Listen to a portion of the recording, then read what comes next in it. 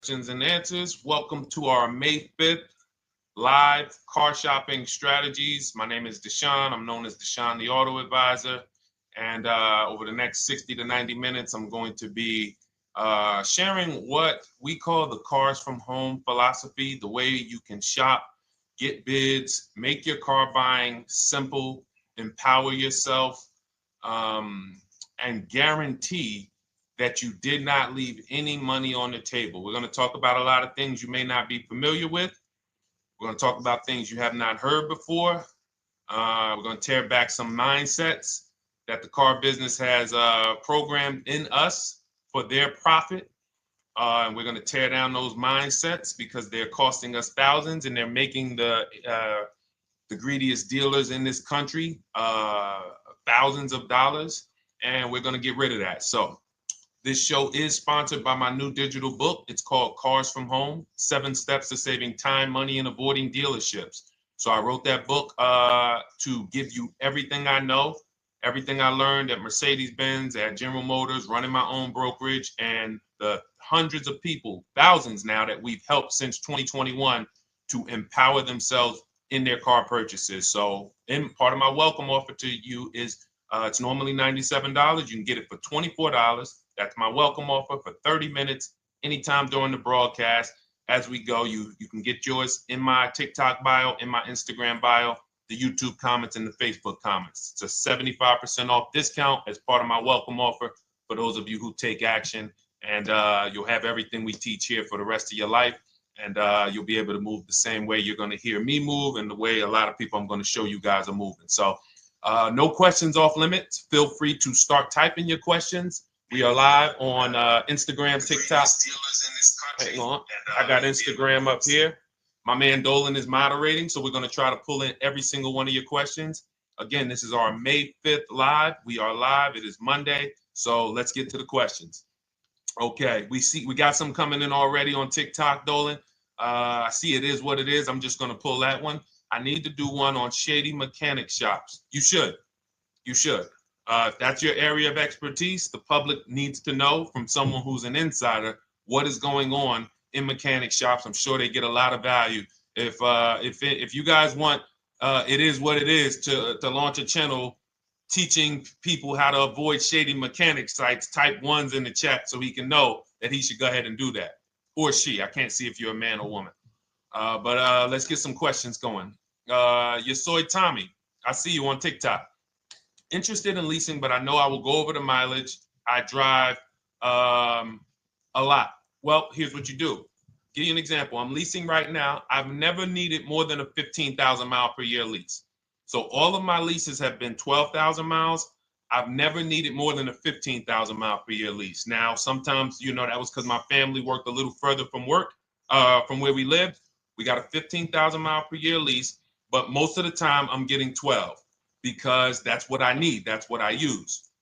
Now I'm paying $499 a month for this $55,000 Infinity truck. I got a 1% lease on it. I got my bids, the way we teach at Cars from Home. We're big on multiple offers. That's the only way you're going to save the big money and guarantee you got all the money is to get multiple bids. We teach you how to do that. You can do it by phone too. If you want to try to do it by phone, God bless you. We do it through email. We do it through emails and templates, and that's what we do. But I'm paying $499 a month for 12,000 miles. Now, let's just say I needed 15,000 miles. I would have bumped that lease up, and instead of $499, I'd be paying probably $30 more. So call it $530. Now, let's say I'm a high mileage driver at 20,000 miles. That instead of $530, I would probably be paying $620. And there I got my 20,000 miles per year. So the key is, and this is what you'll hear, people will blame the leases for not understanding that they choose the mileage. The mileage is not selected for you unless you go into a dealer and say, hey, work me up a lease. And then they're going to choose the mileage, probably give you 10,000 miles per year, and then try to close you on that. But that's not the way we shop. We're going to shop and we're going to adjust our miles based on what we need. So if I needed 20,000 miles per year, I would probably be paying $620 instead of $499. If I needed 25,000 miles per year, I would probably be paying $680. So I'm just paying, we get what we need and we enjoy our leases. because when we buy these cars and we drive ridiculous miles, we depreciate our cars, we destroy the value, and then we still have a loan on it in a lot of cases for a vehicle that we have destroyed the value in because we put 60,000 miles on it in 3 years. So our loan is moving very slow, but our vehicle's value is dropping through the ground very fast, which is typically how we end up with $15,000, $20,000, $25,000 in negative equity. I used to see it all the time in dealerships, especially when I was in when Uber took off. When Uber took off, year later, 2 years later, 3 years later, we had tons of people coming in with Hondas, coming in with various cars that had 200,000 miles on them, but they still had 3 and 4 year loans left. And, that's just a recipe for disaster. That's a recipe for disaster. So you should not be leasing, though, if you keep your cars 8 years. Some of you familiar with the 8-year rule, you understand. Everyone should not be leasing. I want to make that clear. Some people say, Deshone, you believe everyone should be leasing? No, I don't. If you are not keeping your cars 8 years, then you should be shopping for below market leases. Don't forget those 2 words, below market leases. Because if you're paying what everyone else is paying for their leases, it's not going to make sense. Some of these strategies are not going to make sense. You need to be getting below market leases. And the way we do that is to comparison shop, get multiple offers from dealers, have them compete for our business, and then we get these leases that no one else can get. Great question. So what if I go over 20,000 miles? What do you recommend doing? You choose your mileage wisely. In my book, I have a section called Choosing Your Mileage Wisely. The whole key with leasing is to scope out the mileage you're going to use, and that's what you shop for. If you know you're going to do 25,000 miles that year, you would do 25,000 miles on your lease. But you don't shop this way. We always shop with 12.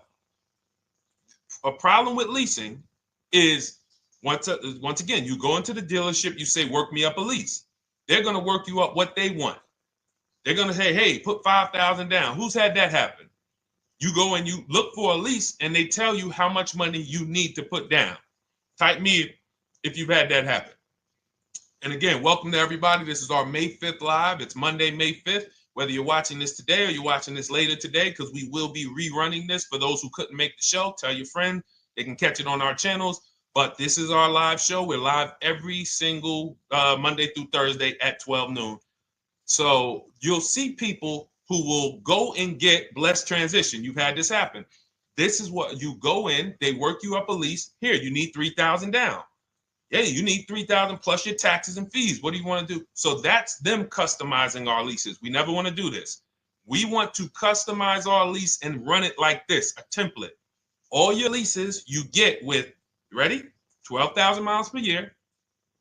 First month's payment only due at signing. That's it. 12,000 miles per year. First month's payment only due at signing. That is how you shop all of your lease offers, because this allows you to now use the 1% rule, which I didn't create. A lot of lease savvy people know about the 1% rule, where your MSRP, I'm going to just show an example of an MSRP, the price on the window sticker. Every lease is going to be brand new, guys, or either close to it. The price on the window sticker is the price we go by, the MSRP, and we're going to divide our monthly payment into the MSRP. And once we get that, the number, that's going to tell us if we got a 1% lease, if we got a 1.5% lease, if we got a 1.8% lease. And what we did was I created the 1.5% rule to know we were overpaying for leases. You don't have value when you lease something over 1.5%. But let's keep it to the point. The point is you're shopping all your leases, first month's payment due at signing, 12,000 miles per year, and then you're using the 1% to 1.5% rule to gauge the value. Once you find your best offer, that's when you go and you say, can you please adjust the mileage down to 10,000 because that's all I need, or up to 15,000 or 18,000. You shop your offers with 12. You find your best offer concerning what value is, 1%, 1.2%, 1.4%. You lock that up, and then you tell them, show me what the payment will be with 20,000 miles per year or 15,000 miles per year. That's going to keep you from walking into these 80% dealers which are never going to give you a below market deal.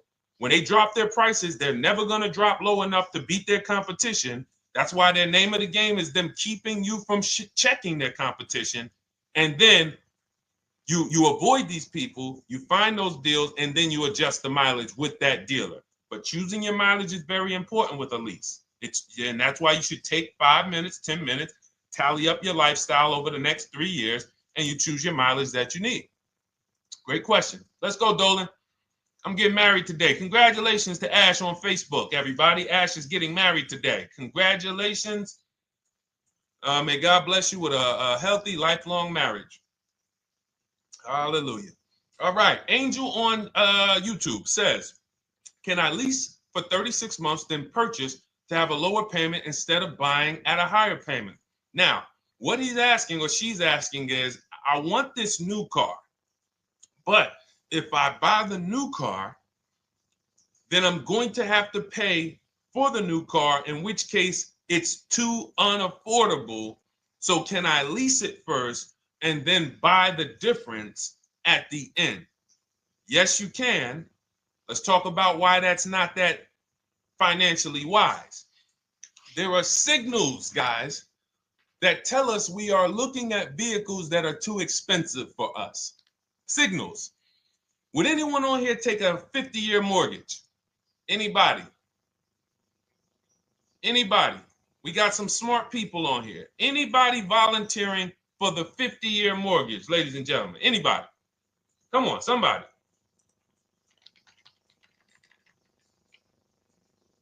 No, why not?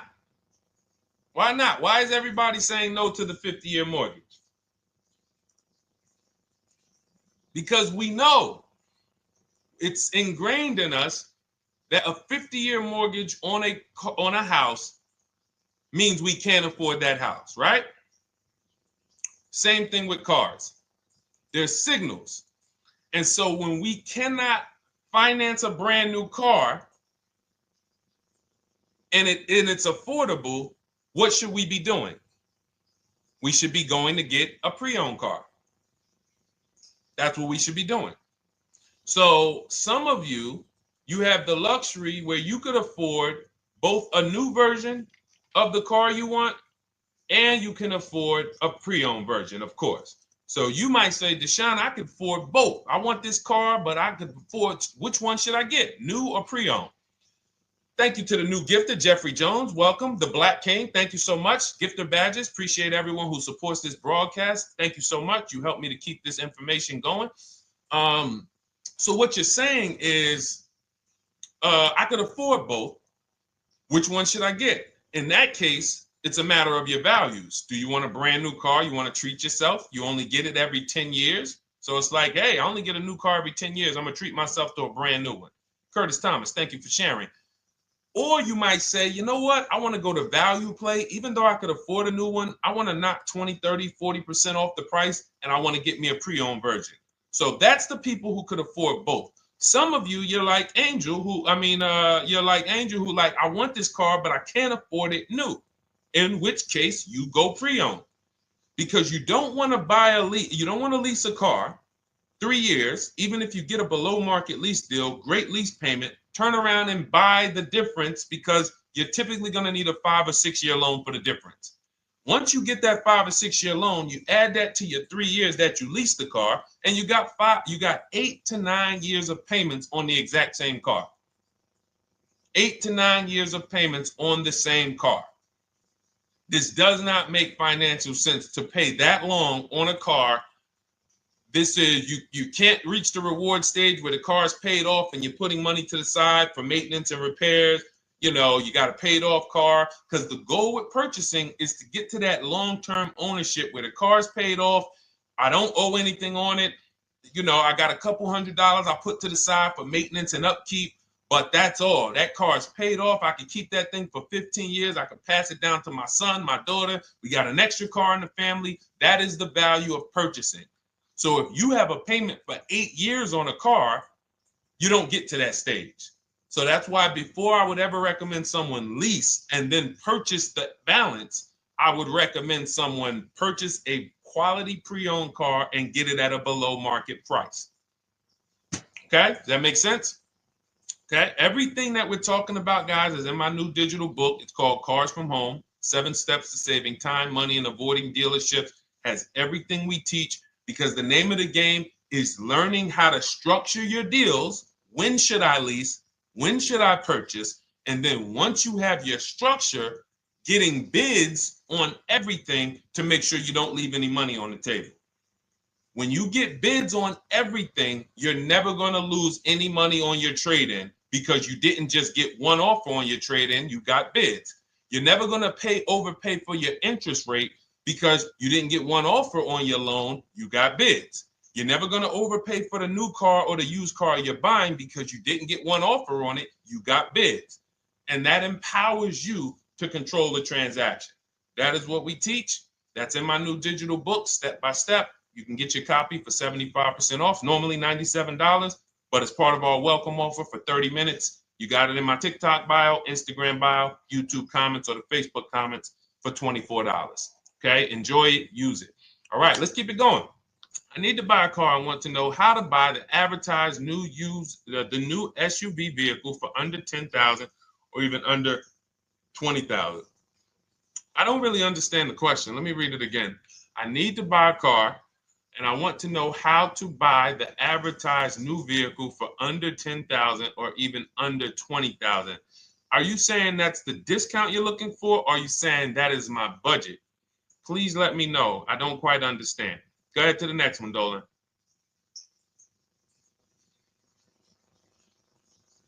All right. If the Carfax report only has service maintenance, is it okay to purchase? Okay, so all right, this is a great question, guys. This is about used cars. Who's going to be shopping for a used car in the next year? Type the letter U. Type the letter U if you're going to be shopping for a used car in the next year. And for those who just joined, this is our Monday, May 5th, live car shopping strategies. So we are live every Monday through Thursday at 12. And for those of you who are watching the rebroadcast later in the day, you can, you'll get your questions answered. Somebody might ask a similar question, or you can join us Monday through Thursday at 12 live. Yes, so we got a lot of people who are going to be shopping for a used car. We got Buffy on Instagram, Fran Bar. Who else? A lot of people not buying? Okay. Instagram, the only people buying used cars? Okay, well, let's talk to you guys. Listen, so here's when you're looking at a used car, what you're focused on is first the service record. First the title history. What is the title history? That means, is it a salvage car? Is it a frame damage car? Is it a now, well, let's start first. Where do we find these cars? Let's start there. We're not going to lots. We're not stumbling onto people's lots. That's what they want. We do not want to go through our neighborhoods looking for used cars. Anybody who does not have a used car on a website, they're trying to take advantage of you, because that is unadvertised, that they don't want to be where the competition is. That is not the way we're going to move.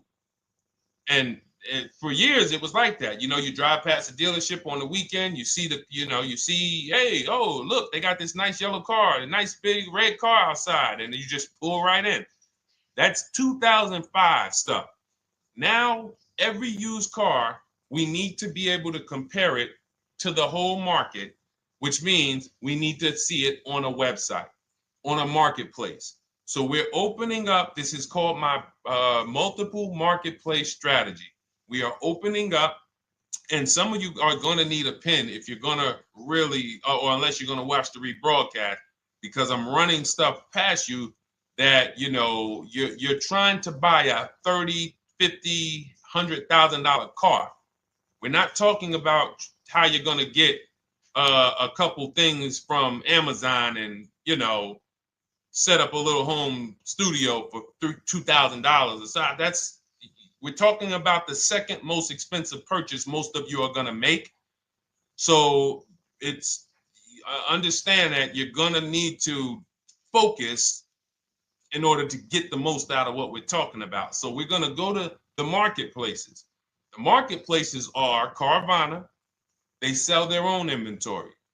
CarMax, they sell their own used car inventory. Driveway, they sell their own used car inventory. We're going to go to now dealerships. AutoNation, they sell other people's, they sell their own. They buy and they relist it on their website. But then you have Car Gurus, you have Carfax, you have Kelly's Blue Book, no, not Kelly's Blue Book. You have Auto Trader, Car Gurus. So we're going to all these marketplaces, we open them right up in one tab. So now what we're doing is we're putting in our criteria, and what we want to do, we want to go 100 miles out. Even if you're not willing to drive 100 miles out, you want to see what the whole market looks like within 100 miles. So now, if you know what you can afford, then you can put in your price criteria. I have a tool that I created. It's called the Perfect Budget Calculator. Some people who have my book, you've used it, where you put in your down payment preferred, you put in your interest rate, you put in any equity from your old car, and it tells you, because what you tend to miss is the fees. That's what you tend to miss. So if you're not using this calculator that we created, you want to add another $2,000 or so, because you got to factor in the fees in that budget. Some of you go out and say, man, I think I could afford $30,000. Then when you find your car, they bump you up to $33,000 because you didn't factor in the taxes and fees. So this calculator does it for you in my book, and everything we use the Perfect Budget Calculator. But if you're not using it, just estimate another, a little higher. Now you put all of that into the marketplaces. Now you're looking for what the inventory is. Now, here's the reason why you must open up all these marketplaces. First reason, they have different cars on them. Carvana and CarMax has different cars than Car Gurus, Cars.com, Auto Trader. There's different cars on them. Another reason we need to open it up is because sometimes you'll see one car here on Car Gurus for $31,000, and then you'll see that on Auto Trader they marked it down $2,000. It's $29,000. And you're like, wait, why the heck is it lower? This is the same car. Well, it could be because this marketplace got the notification first to lower the price, and maybe this one takes a little longer to see that, oh, maybe that takes 24 hours before their updates take effect. So that's why you want to open up all these marketplaces. Now you're narrowing this down first based on your color choices, what options you want, your models, and now we're starting to narrow this thing down. So we're narrowing it down. Now we start to look at the history of these cars. This is the best way to start narrowing down your used car search. Let's now dive into the history. I need the Carfax. Now, some of these websites will give you a free Carfax. Some of them will try to make you buy a Carfax.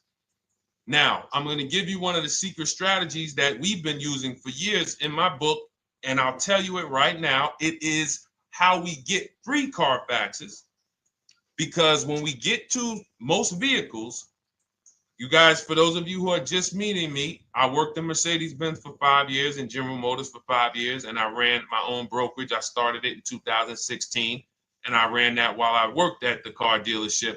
So I have a lot of experience and have seen a lot, and that's why I'm able to teach these things. I also love numbers. But one of the things that I know is almost every dealership has a contract with Carfax. So every dealership, we pay Carfax already. So what we're able to do is when we list our inventory on our websites, we're able to list the Carfax with it. We're able to provide that free of charge. But when we pay Auto Trader or Cars.com or Car Gurus, we are not able to actually push our Carfax to that marketplace. But if you come to our website and you find the vehicle on our website, most times you will find the Carfax for free. That is what we have been doing for years. So that now we have the Carfax, because the Carfax is the only way we can see those service records right now, because we've already narrowed it down based on, first thing we're doing is we're looking at title history, frame damage, salvage title, rebuilt title, total loss. That's the type of vehicle. The next thing we're doing to narrow it down, which is where many of you get in trouble, is you're looking at the service records. Skipping service records, buying used cars without seeing service records is disaster. The biggest indicator on if a vehicle was taken care of is what is on those service records. And if you can't see those service records, then I would not buy the car. Somebody say, oh, I'm changing the oil myself. If you don't have proof that you have changed the oil yourself, I cannot see it. I cannot see that you have maintenance this car, and that's a turnoff for me. Because now when you drive that car a year later, 2 years later, things start happening. You have no one to blame but yourself. Now the regret kicks in. Man, I knew I shouldn't have got this. But chances are, if you find a quality vehicle and you see service records on that previous owner's report, that's going to lead to a quality experience. Okay, so that's pretty much how the initial part of our multiple marketplace strategy. As you can see, we have this to a science. Nothing that we're doing is by chance. Nothing we're doing is on a whim. That is it. But let's go to some more questions. And I think the biggest thing I want everyone to understand so far is that we don't wing anything in this process. There's nothing, everything that I'm teaching you is going to be out of our systems. Now, some of you have different learning styles. So let's address this. Again, welcome to our May 5th, Monday, May 5th live. We're live Monday through Thursdays at 12 noon. And we rebroadcast this for those who couldn't make it. You can share this with your family. Tell them, hey, visit Deshone the Auto Advisor's channel. He did a great show earlier. He answered some questions that everyone had. You can watch the broadcast all through the rest of the day. Now, but we're live every week, but we're live right now. So now the biggest, some of your learning style is different. What we teach is we have the ultimate do-it-yourself guide. This book is rated 5 stars. Thank you to everyone who's rated it on Goodreads. Just pull it up right here. For those of you who are actually on Instagram or YouTube, TikTok, you won't be able to see this right now. But the book is rated 5 stars. We appreciate you.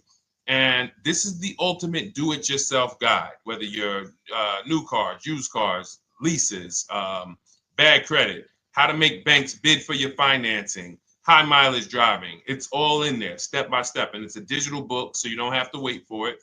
As soon as you get and hopefully you get there before the 30 minutes, so you get your copy for the $24 instead of the $97.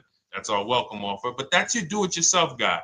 Some of you, you're a do-it-with-you person, and that's Shop with Deshone. You like videos instead of reading. You want coaching. You want support. You want a community. We have 1,600 people in our Facebook group. That's our Shop with Deshone. We've had 2,200, almost 2,300 people come before you. When you see me share people like Zafrina and like Melissa and Sheree, Ken, all of these people who are, they're showing their car deals that they got. Look, took me about 30 days. He went through, past Friday, locked down 2 vehicles, 2 Yukon 2025. Said he dropped sold the BMW. They dropped the price down to 70 grand. So they took off like 5,200 for him. These are all people who are in the Shop with Deshone. Their learning style is they prefer videos. They prefer, coaching with me. But again, it's the same information. So I want to be clear. It's just your learning style. So if you are like Deshone, give me the blueprint and I will run this thing. That you're going to be like the people who send, like Marie. Marie just wanted to let you know she got our book. Using the book, I saved over $13,000 off MSRP. Now, here's where the feelings get hurt. And this is not my intention. But some of you have these same vehicles that you're going to see me sharing that our people get.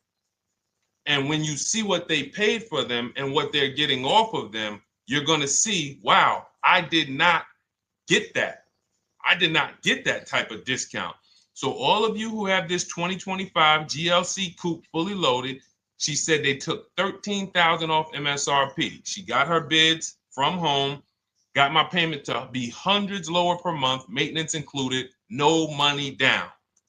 We are masters at no money down deals.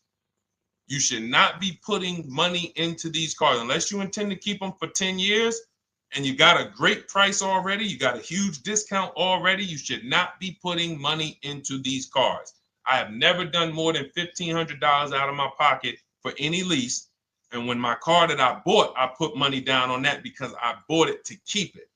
But everything else, we are shopping with no money down. So you're going to see that a lot. So again, depending on your learning style, you can head to my bios and to the comment sections, open the Cars from Home Toolkit, Shop with Deshone might be right for you. I don't care how you get the information as long as you are saving the money. I don't care. If you could do it with a $24 book, do it with the book. I would rather you say, man, this guy Deshone helped me. I bought his book. I got it on the sale because he did the welcome offer for $24. And man, I done got 4, 5, 6 cars using this thing. And all I paid was $24. Congratulations. I will celebrate that. I wish that for everyone, but that's not everyone's learning style. So, okay, Dolan, let's keep it going. I'm sure we got a lot more questions coming in. Molly from Facebook, great to see you. Needed to be here. Well, I'm glad. I just ordered a new vehicle last week, expected to arrive in 3 months. I need a breakdown of how to get out if the options they want, get out of the options they want to the MSRP. Well, first of all, what you want to do is you want to get bids now. You do not want to wait. Those of you, she's ordered a car. She's scheduled to be here in 3 months, and she has not locked in her pricing. Now, the reason when we order a car, we are always getting our bids first because the closer your car comes to arrival, the less leverage you have. They know once that car comes in there, she's been waiting for 3 months. She is not going to want to walk away from this car. She is not going to want to do this all over again. And they're going to probably take a shot and say, or if you look for a discount at that point, you probably are going to be like, no, I'm sorry, we can't give it to you. So what we're going to do is we have to now send that request out. Now, there's 2 ways for you guys to do this, whether you're leasing or purchasing new cars. 2 ways for you to do this. You can do it your way, which is calling around.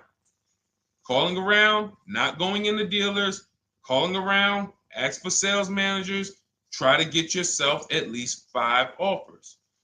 Because the only way you're going to see how overpriced the offers are is to actually get multiple offers. So I'll give you an example.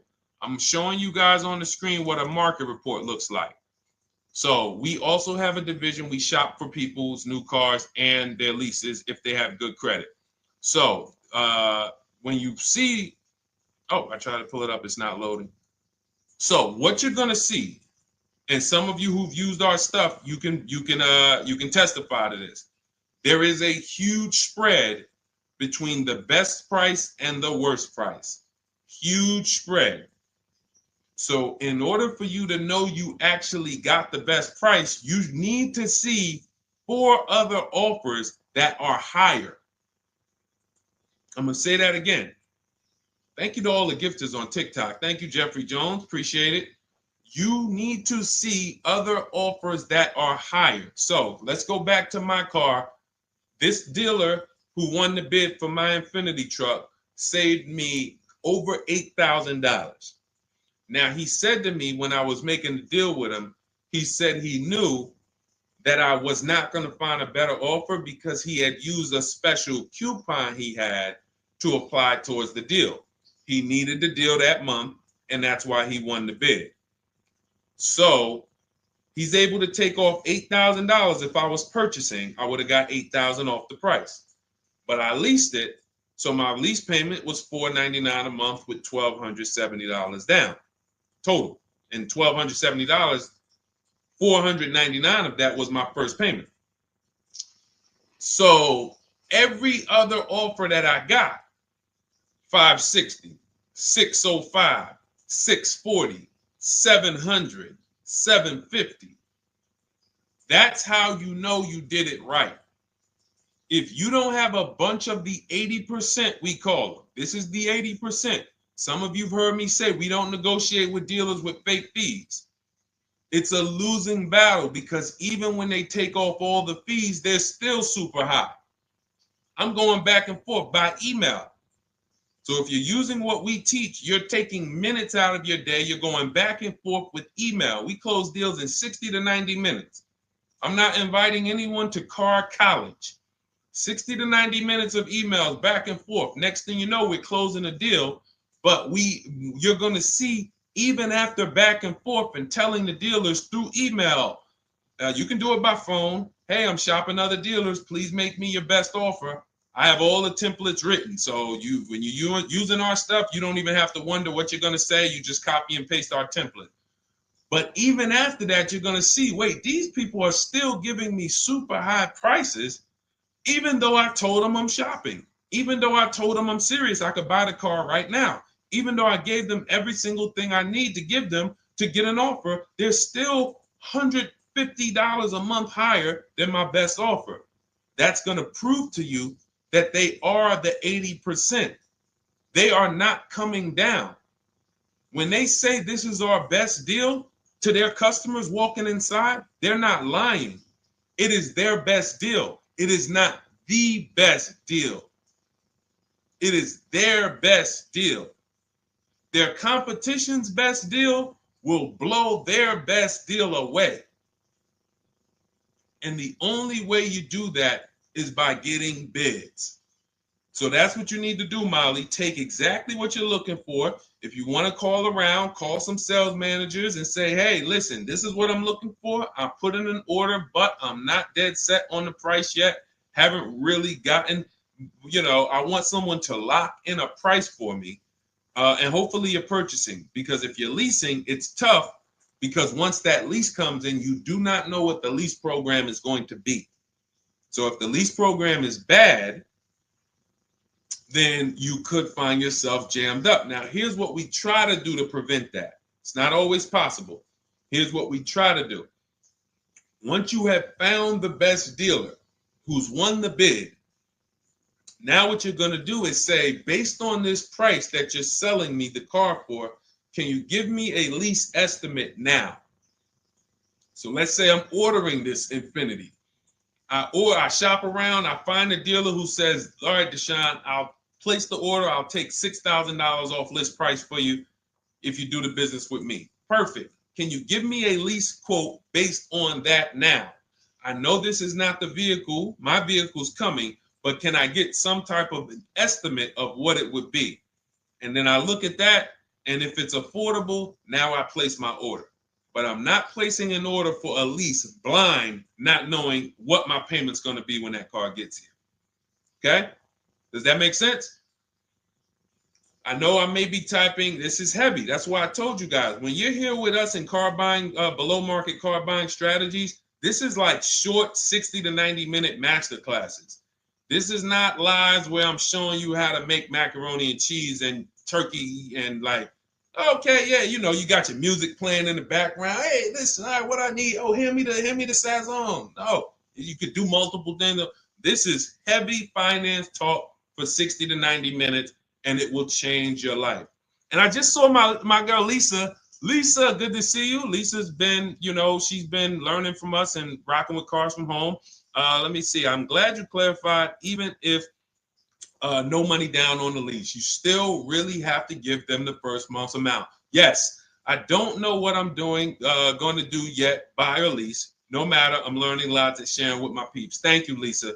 Thank you. Now, technically, you don't have to give them the first month's payment either. What I do is our templates all involve shopping, first month payment due at signing. But if I wanted to, so let's say, for example, on this $499 a month lease I got on the Infiniti, and I'll actually will add this because I'm glad you said that. The lease that's your first month's payment, so it's not considered money down. It's considered your first month's payment because you're leasing, you're paying 36 months or 39 months. We don't do 4-year leases. We don't even do 3.5-year leases in most cases. We're not doing it. It's 36 months, 39 months. And if they have a really, really good program for 2 years, they will tell us about it. But we shop for 36 months. But you can tell that if I wanted to tell them, you know what, I want to do a straight sign and drive, I don't even want to give you the $499 for the first payment, which means you're asking them to pay the first payment, then it would have just been $500 going back into the cap cost, which would raise the payment probably with interest and taxes, maybe 15, 17 bucks, something like that. So if I truly wanted to bring nothing to the table, I can just have them to, cap the first month's payment. You can do that. You can do that. So you can ask any questions. I know you're in our Facebook group, and so you let us know. But the 8-year rule is your basis for leasing versus buying. The 8-year rule, when you guys open up my book, you'll hear me talk about this. I'm going to make a whole lot more videos about the 8-year rule because it is the parameters for how to know whether to lease or buy. It takes into account how drastic cars depreciate. They lose value like crazy.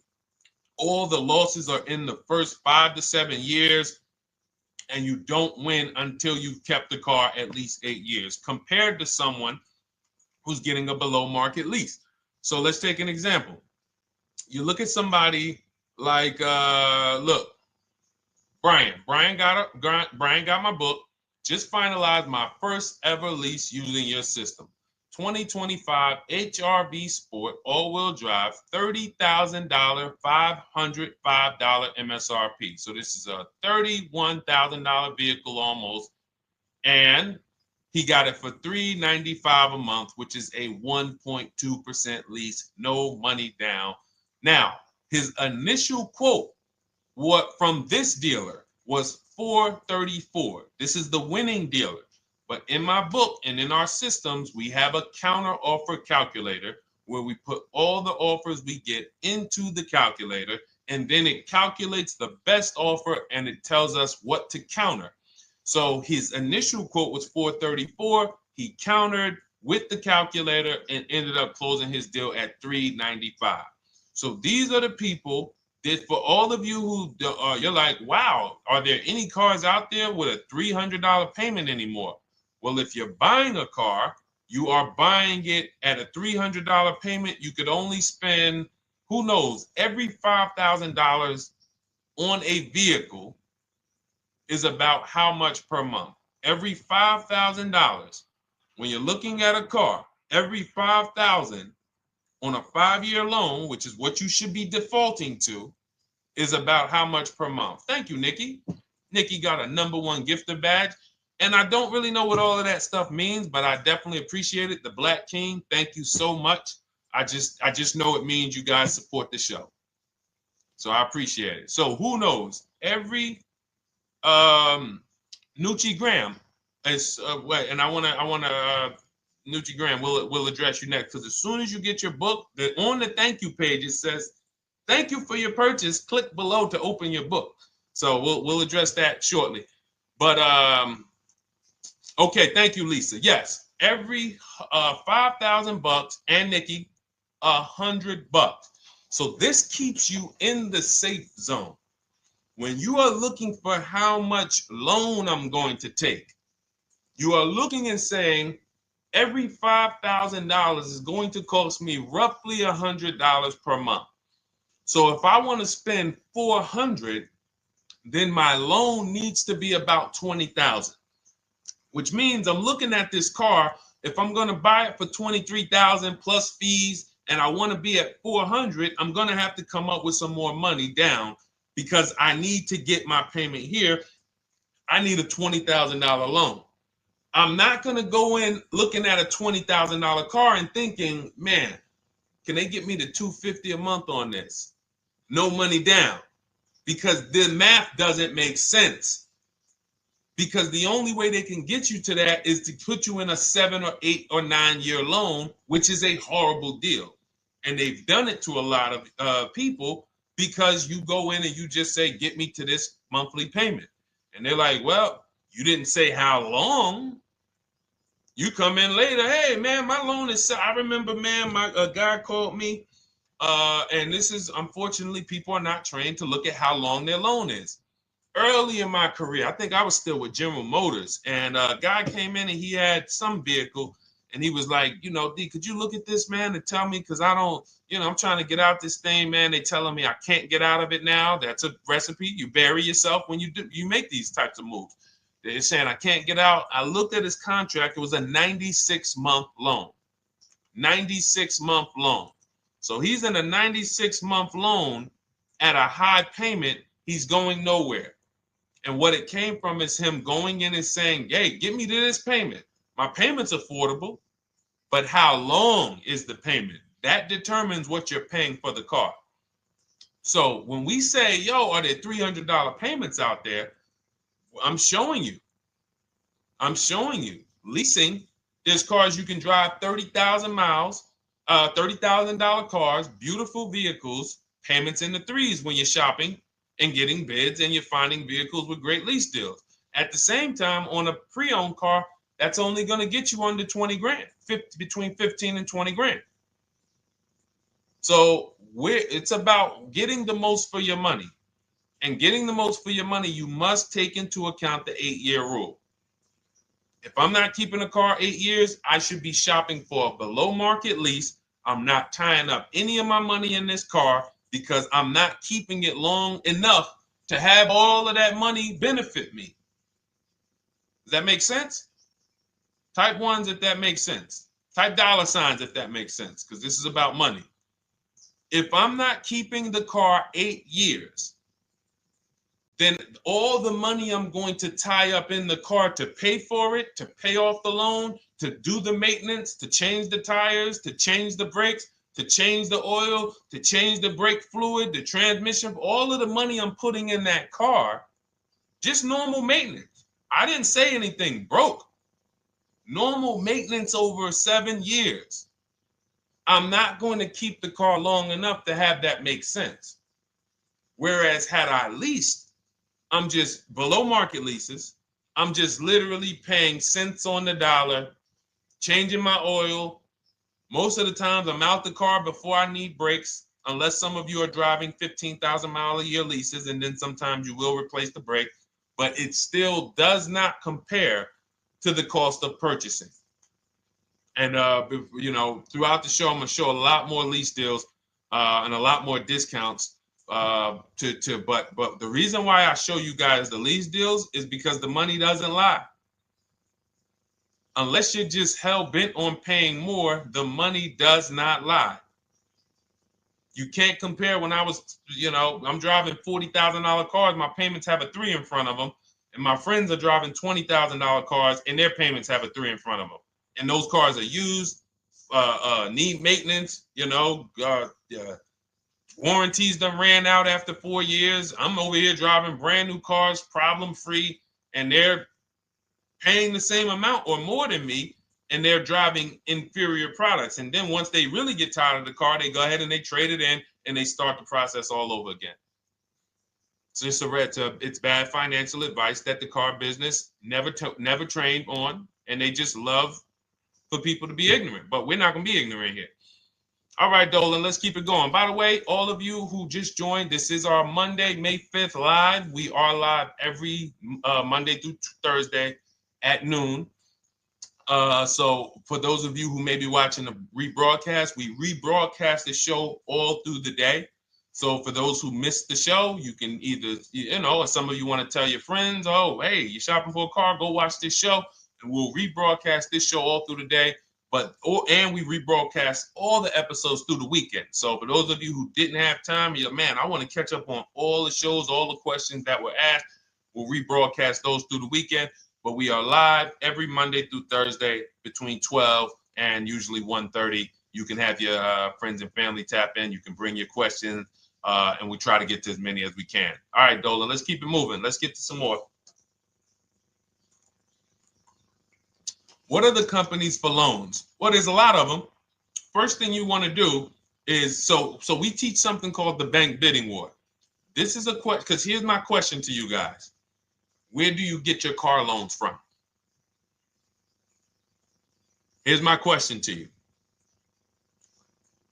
And I'm going to tell you how we should change the answer, because I know what some of your answers are going to be.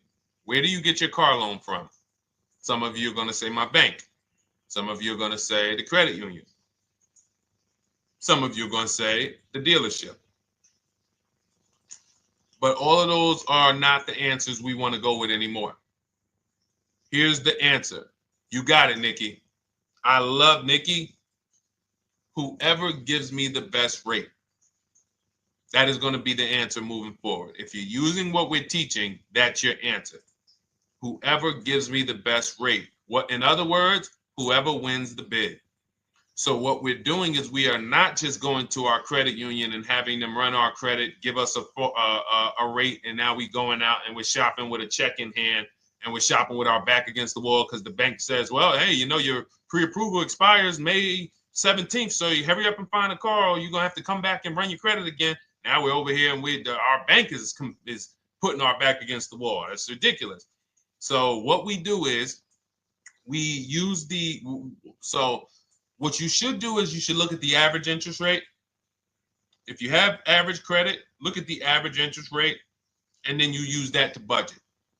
Again, I have a calculator that we invented. It's a proprietary calculator. You can't find it on Google. It's in my book. It's in our course, Shop with Deshone, in our checklist, our video checklist. This is stuff that, again, we don't, if you notice stuff that I teach, it's not anywhere. Deshone, why can't I find an 8-year rule on YouTube? It's because it's Cars from Home. We created it. I can't find the 1.5% rule. No one else teaches that because it's our intellectual property. We created it. I don't mind people saying it, but they need to understand we didn't find this stuff. We created the stuff. So calculators, we invented them. So this calculator you take this interest rate, but even if you want to use a standard payment estimator calculator, you can take just what I said. Remember, add a little bit more for the fees, because that's what you're not taking into account. The fees, the taxes, and that's where we get in trouble. My calculator, our perfect budget calculator, does that for you. So now you want to look at the average interest rate. Type in average rates for cars. Use that for your budget, just so you can know about how much car I can go and get. So between what I told you about the 5,000 being $100 a month, and that last part about, adding a little bit more and using the average interest rate, you should have a good gauge on a range of car to go and shop for. Now, once you now shop your market, whether you're shopping new or whether you're shopping pre-owned, once you find no one's touched your credit till now. No one has touched your credit with a hard pull, especially not. We do not, in order for this to work, like what Nikki is saying, where you're only giving your business to the bank or credit union that gives you the lowest APR. In order for this to work and for you to be able to shop freely, no pressure, you need to make sure you don't let anyone run your credit with a hard pull before you find your best deal on a car. Soft credit pulls, estimates of budgeting, the way I just said. Now, you go out, you find your car, whether it takes you a week or a month or 3 months. Bang, I found my car now. You lock the car up, put it under contract, you leave your deposit. You never, ever. How soon when you get a car does the dealership want you to take it? I like asking questions like this because we can prove how predictable most of the car business is. How soon after you purchase a car does the dealership want you to take it? Thank you, Janae.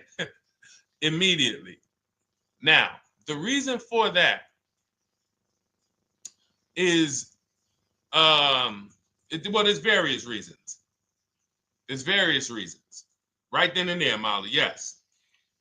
But what I want you guys to focus on is what you lose by taking it right then and there. You lose the ability to shop the interest rates. And shopping the interest rates is very important because you'll always wonder, could I have gotten a better rate? So what you do is you lock the car up, you let them know, hey, I'm going to go home, just give me my, let me get my paperwork so I know exactly how much I need to tell my bank. And here's the key, if you guys can beat what my bank or credit union gets says, then I'll give you the loan. See, some people think that I teach don't let the dealerships compete. I never teach that.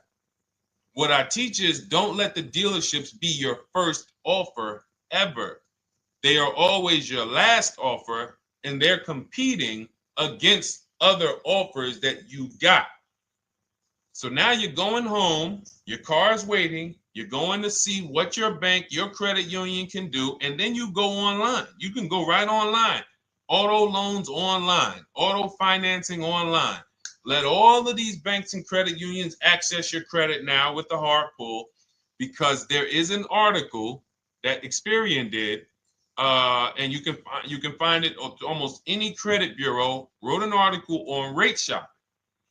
They allow you to have multiple lenders compete for your business within a small period of time. They say the window is 14 to 45 days. So if the window is 14 to 45 days, how quick do y'all think I want you to do it? If the window says, because that's a big window, as long as you shop within that window, at the end, those multiple inquiries will have the same weight on your score as one inquiry, because it looks as if you were shopping and you were doing your due diligence. Thank you, Greg, Sheila, with these gifter badges. I don't know. It's like a nice. I appreciate it, Glendale. Thank you. So with these, when these banks are competing, what you're trying to do is say, everyone here on my end, we call this the bank bidding war. This is round two. Round two is you are bringing your car home. I'm sorry, you are at home. You're going online. You're calling your bank. You're calling your credit union. If you have one, you're going online. This will take you literally one day, not even. This maybe take you an hour. Because if they say that the window to shop is between 14 and 45 days, I want you to do it in 24 hours. We want all the competition in 24 hours. Because that guarantees we are way within the window. They're going to look and see, wow, this person bought a car. They had multiple lenders competing in a small period of time. They're not out here just letting people run their credit over, every week. Some new banks running their credit. So now you call the dealership afterwards. You say, hey, the best offer I got was from such and such credit union or such and such bank. If you guys can beat it, I'll give you the business. You allow the dealer to now shop you to their banks. In which case, they're going to call you and say, hey, good news, we got you a better rate. Or, hey, good news, we couldn't beat the rate, but we can match it. In which case, they save you the time, they save you the paperwork. Or they're going to say, hey, listen, that's a great rate you got. We can't beat that. None of my banks can beat it. And in which case, we guarantee all around we got the best rate, which is the goal we're looking for. As Nikki said, I'm only giving my business to who gave me the best rate. That is the bank bidding war. So when you get your digital book, Cars from Home, you'll get that in writing. We also have it in our Shop with Deshone video checklist for those of you who are more do-it-with-me types. Again, we're all about your learning style. And some of you just like, Deshone, I see you. Can you shop for us? What are these? I'm seeing a lot of you guys shop for people, new cars, new cars, leases only. And you have to have good credit. Your FICO scores need to be over 670, all of them. But if you don't, again, same result. We've been helping people get these results since 2021. And again, I am all about speed. These are short videos. The book is boom, action steps, action, action, action, action. I'm not trying to teach you everything about cars. I'm trying to walk you through a path, a 7-step path to get to the result you want all the time. Okay, I'm not taking you to car college. You're not going into the car business. You just need to know how to get the best deal. And that's what it's about, step by step. Okay, but for those of you who are just coming on, this whole show is sponsored by my new digital book. It's called Cars from Home, 7 Steps to Saving Time, Money, and Avoiding Dealerships. It's a digital book. Everything we teach about new cars, used cars, leases, below market financing, high mileage driving tips, bad credit tips for those of you who have your credit is not going to qualify you for everything else we're talking about. You need specific strategy. We have that specifically for people with bad credit inside my book and inside Shop with Deshone. So that's why I never believe in one size fits all car buying advice, because all of you are in different situations. So how does somebody look saying, you all should do this? We're all in a different situation. I have a trade-in, he doesn't. He has a lease that's coming due, he doesn't. Oh, he has a lease that's coming due, he has equity in it, we need to help him get that equity out. He has a lease, it has an equity, but it has a third-party restriction. We can't talk to people the same. That's why everything we do is custom and letting you know, no matter what your situation is, it's very common to us. Very, very common. So, all right, let's keep it going. We got some more time, Dolan. Pull them up. More questions. All right, yeah, I see we got a couple more coming in on TikTok. How do I get the book?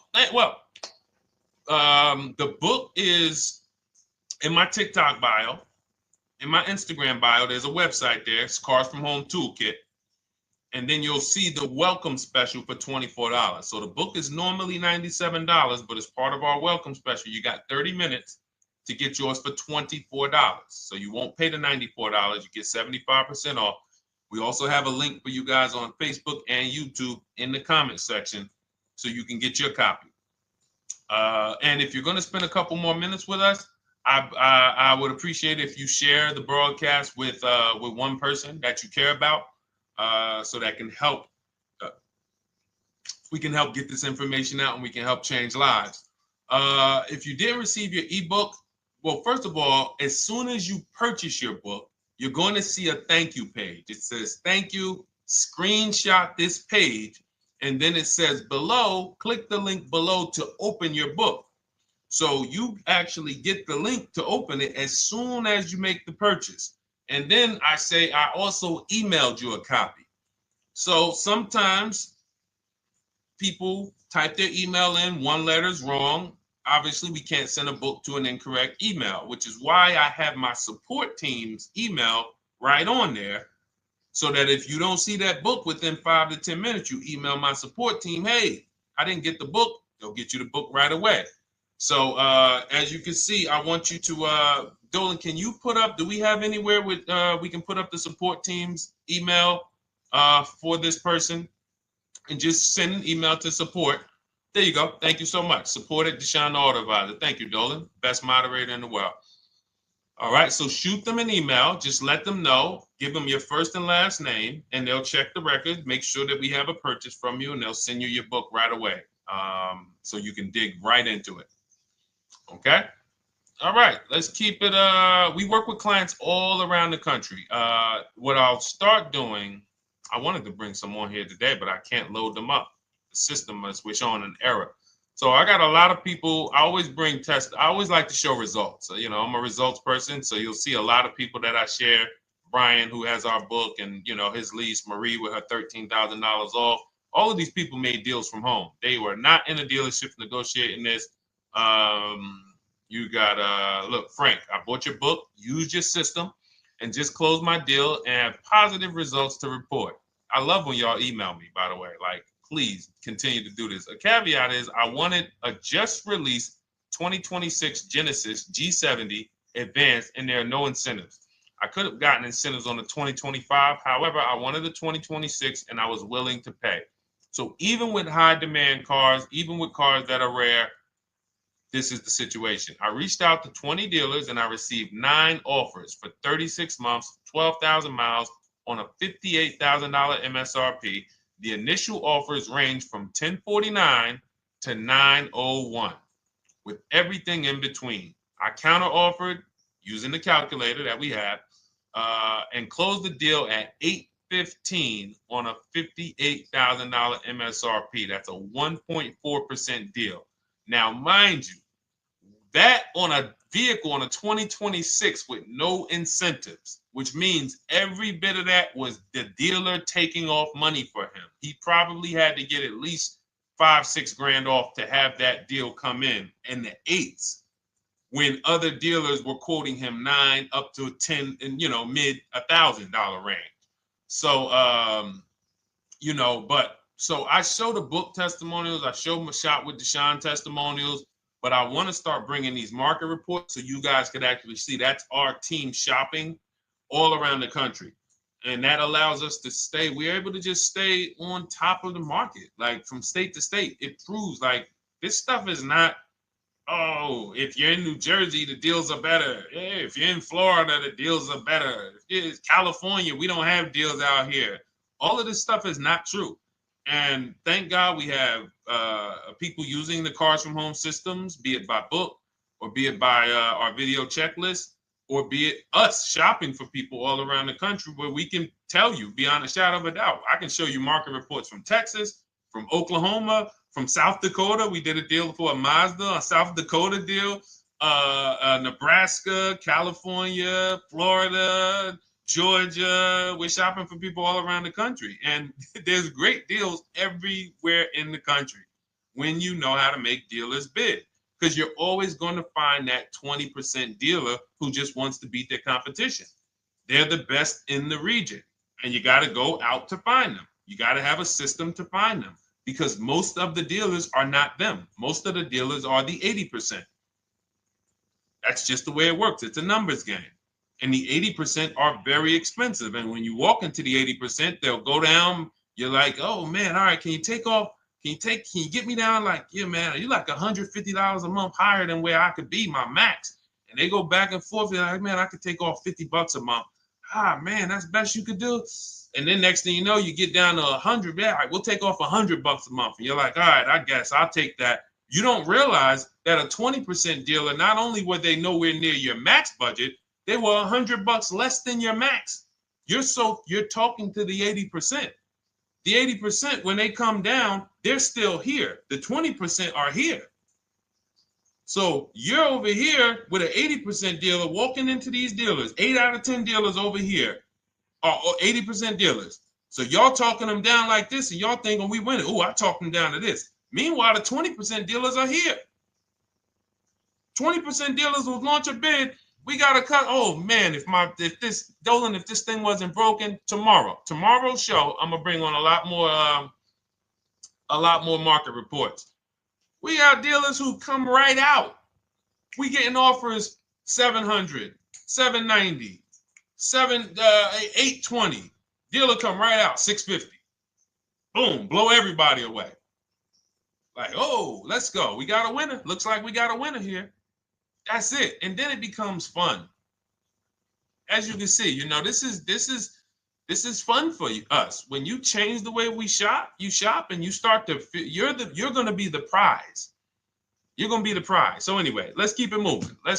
For those of you who have gotten your book, I look forward to you using it, empowering yourself, having these same results. For those who didn't know about the book, it is a digital book. You can get your copy for 75% off for 30 minutes in my TikTok bio, my Instagram bio, the YouTube comments, and the Facebook comment. And for those of you who've been on and you still don't quite trust us, you want to get started with maybe some free advice, go grab our cheat sheets. We have our free cheat sheets in my Cars from Home toolkit, totally free. Test us. Look at the cheat sheets, look at the strategies, look at the emails I'm going to send, guiding. Like I don't play around.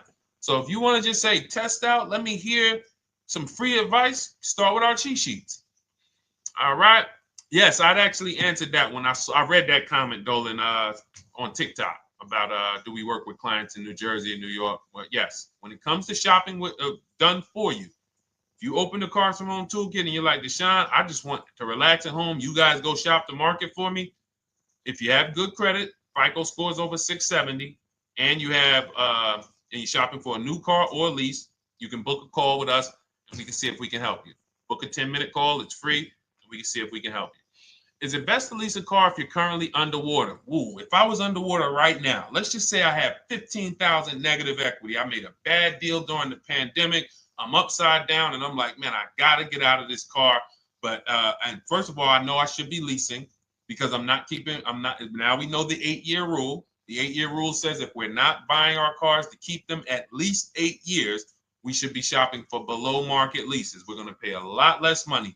Below market leases, not normal leases. Very important. So what I'm going to do is I'm going to actually right now look for an electric vehicle that I could lease because some electric vehicles right now, we're getting under 1%. We're getting 0.88% leases. We're getting 0.79% leases, because if you do your bidding, you're going to see. Now, again, if you want to call around for your multiple offers, you can do that. I'd rather you call around than to do what you've been doing. I'd rather you, with your new cars and your leases, call around before you walk. That's better than what you've been doing. But if you're like, Deshone, I don't want to talk. I don't want to wonder what I'm going to say. I just want to copy and paste. That's the Cars from Home way.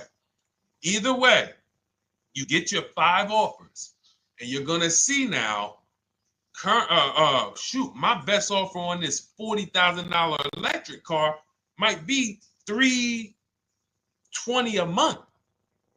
So I'm now driving a $40,000 car. If I didn't have my negative equity, then I would be driving it for $320. But now I got to bring this negative equity over. Now, the reason why you want to look at these electric cars for this is because if you try to bring a bunch of negative equity over, what ends up happening is you're now messing up the loan to value ratios, and the bank won't approve it.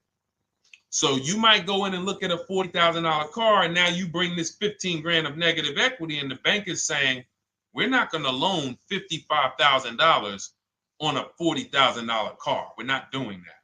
So that's when they'll say, some of you may have heard this before, you have to put money down.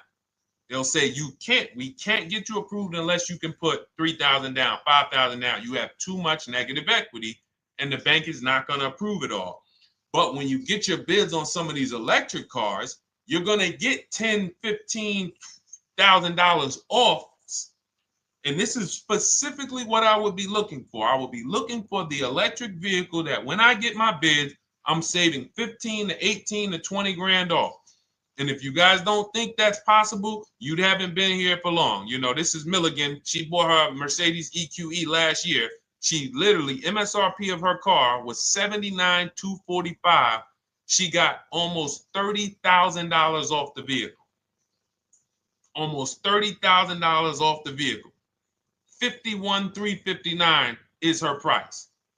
$79,000 vehicle. She got it after rebates, after discounts, after everything. $51,359. So you take a vehicle that you can get a huge amount of money off, then you bring your negative equity over. So now that payment goes from $320. Yes, it might go up to $575 or $600 even. But I know I'm in a nice car now. I'm in a brand new car, and after 3 years, I'm done with that negative equity. So that's what I would be doing. And if God forbid the car gets totaled while you're driving, you're out of the negative equity in a lease. So if I rolled that negative equity, 15 grand over to this car, now I'm driving it. Boom. All right, I got this electric car. I'm out of the negative equity. I got a good value. I'm in a $40,000 car. My payment is affordable. Now I'm driving. Oh, shoot, car gets totaled. I'm out. I can go get me another car now. I can go and get the same exact car, but I can get it for $320 now. So, you know, that actually is the reason why people commit insurance fraud and total their cars or get them stolen intentionally. But no, that's just something to keep in mind.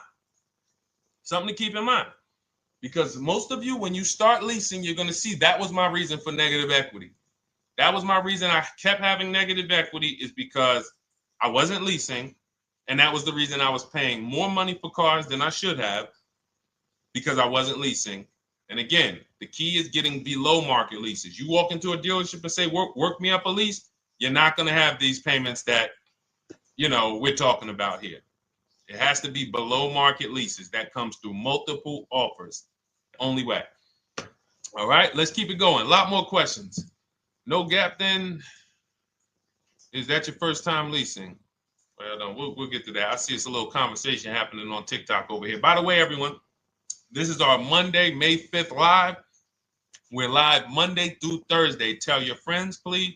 I would love for those of you who are going to keep joining us to see some friends tomorrow, family members tomorrow, co-workers.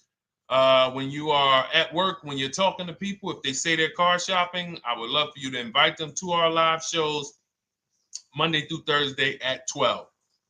And if they couldn't make the show, we will rebroadcast each episode for the rest of the day. So after today, after we end the show, if you guys want to refresh on some things or you want to whatever, you want to send people, we will rebroadcast this episode for the rest of the day.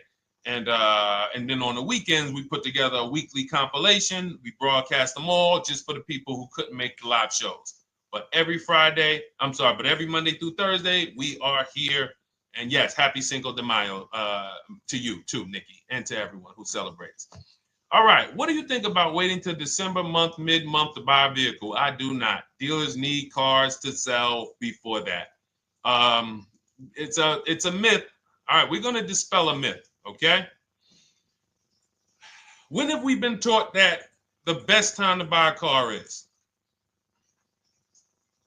Thank you to everyone running up the likes on TikTok. We're at 3,400 likes. Every time you hear something you like, you double tap the screen. That makes a big difference. It sends a message to TikTok that we're doing something good over here. Okay, end of the month. Yes, sweet now. End of the month. So we're gonna peel, like I told you guys when we started the broadcast, right? We are gonna, yes, Molly, last day of the month, right? So this is what we have been taught. Last day of the month, come on in. That's where your deals are, right? Let's look at this logically. As a former car salesperson, the times where where I saw the dealer or myself being the most desperate was the times where we did not have a lot of customers. Sometimes you look up, it's the 10th of the month. They call us into a sales meeting. They say, hey, guys, we got to sell 200 new cars this month. We are only at 40. We are way behind. We are tracking way behind. Call anyone you know who's a real customer. We are entertaining every reasonable offer. Now, you've been taught there's a group of people that we know are coming at the end of the month. There's a group of people that we know that last weekend they're going to rush. But there's no desperation there from us because we know they're coming. So we look and say, I'm much more desperate at various times throughout the month than I will be at the end of the month. Because think about it. Every time you go into the dealership at the end of the month, is it dead or busy? You go into the dealership most of the time at the end of the month, is it dead or busy?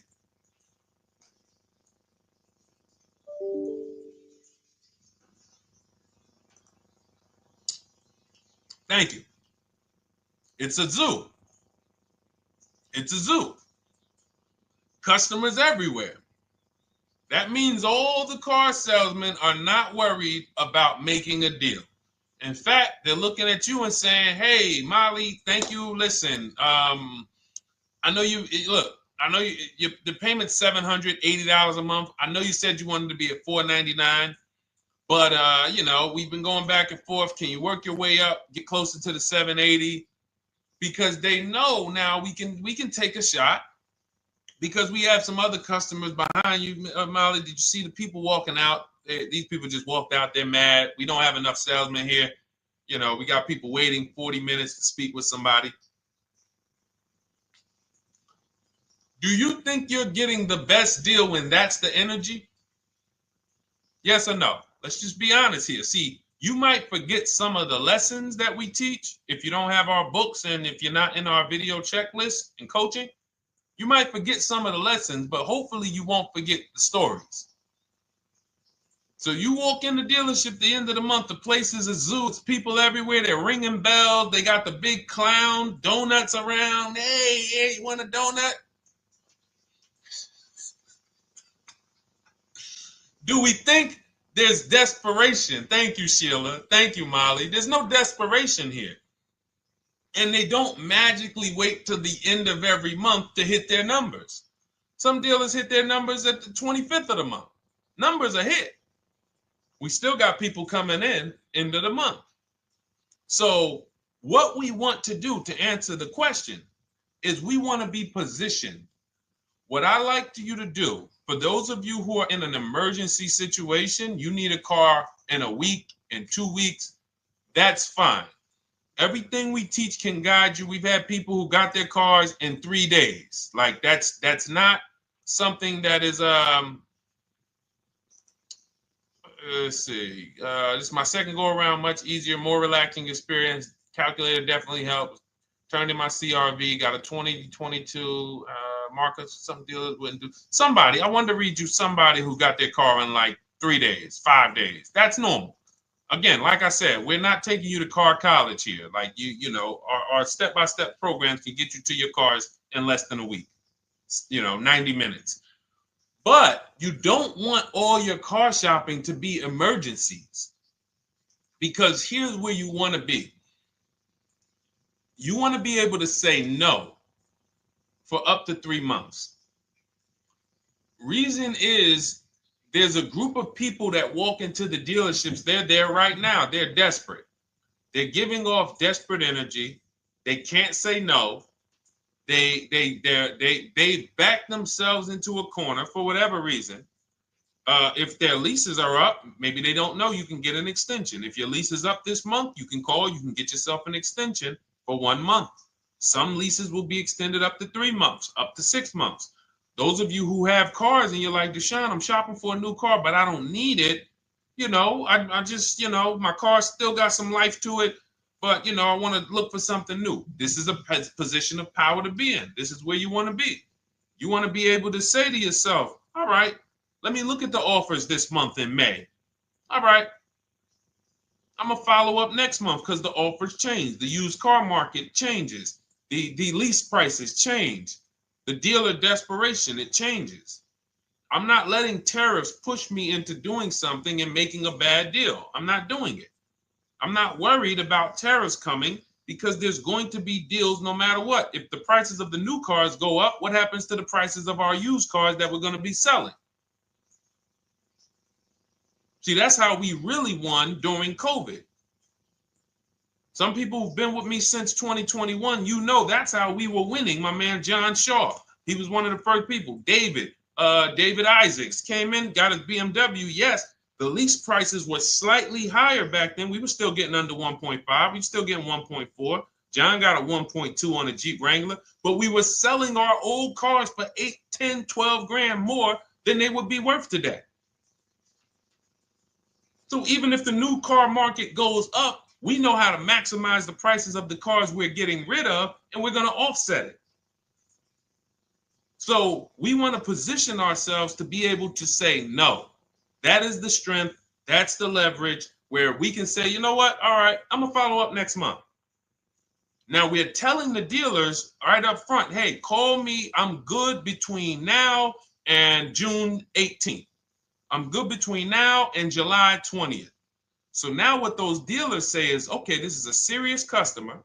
By the way, we have all this in templates in my book. You fill out the template, you fill in, here's the day you can buy a car. This is your deadline. When we blast it out, these are things you can call dealers and you can tell them, hey, I'm good between now and anytime before the summer. Call me if you get a black one with the red seats and this package in it. If you want to call around, you want to do it that way, you could do that. But what you're letting them know is, call me when you want to make a deal. I can make a deal today. Let me see the numbers today. Great. All right.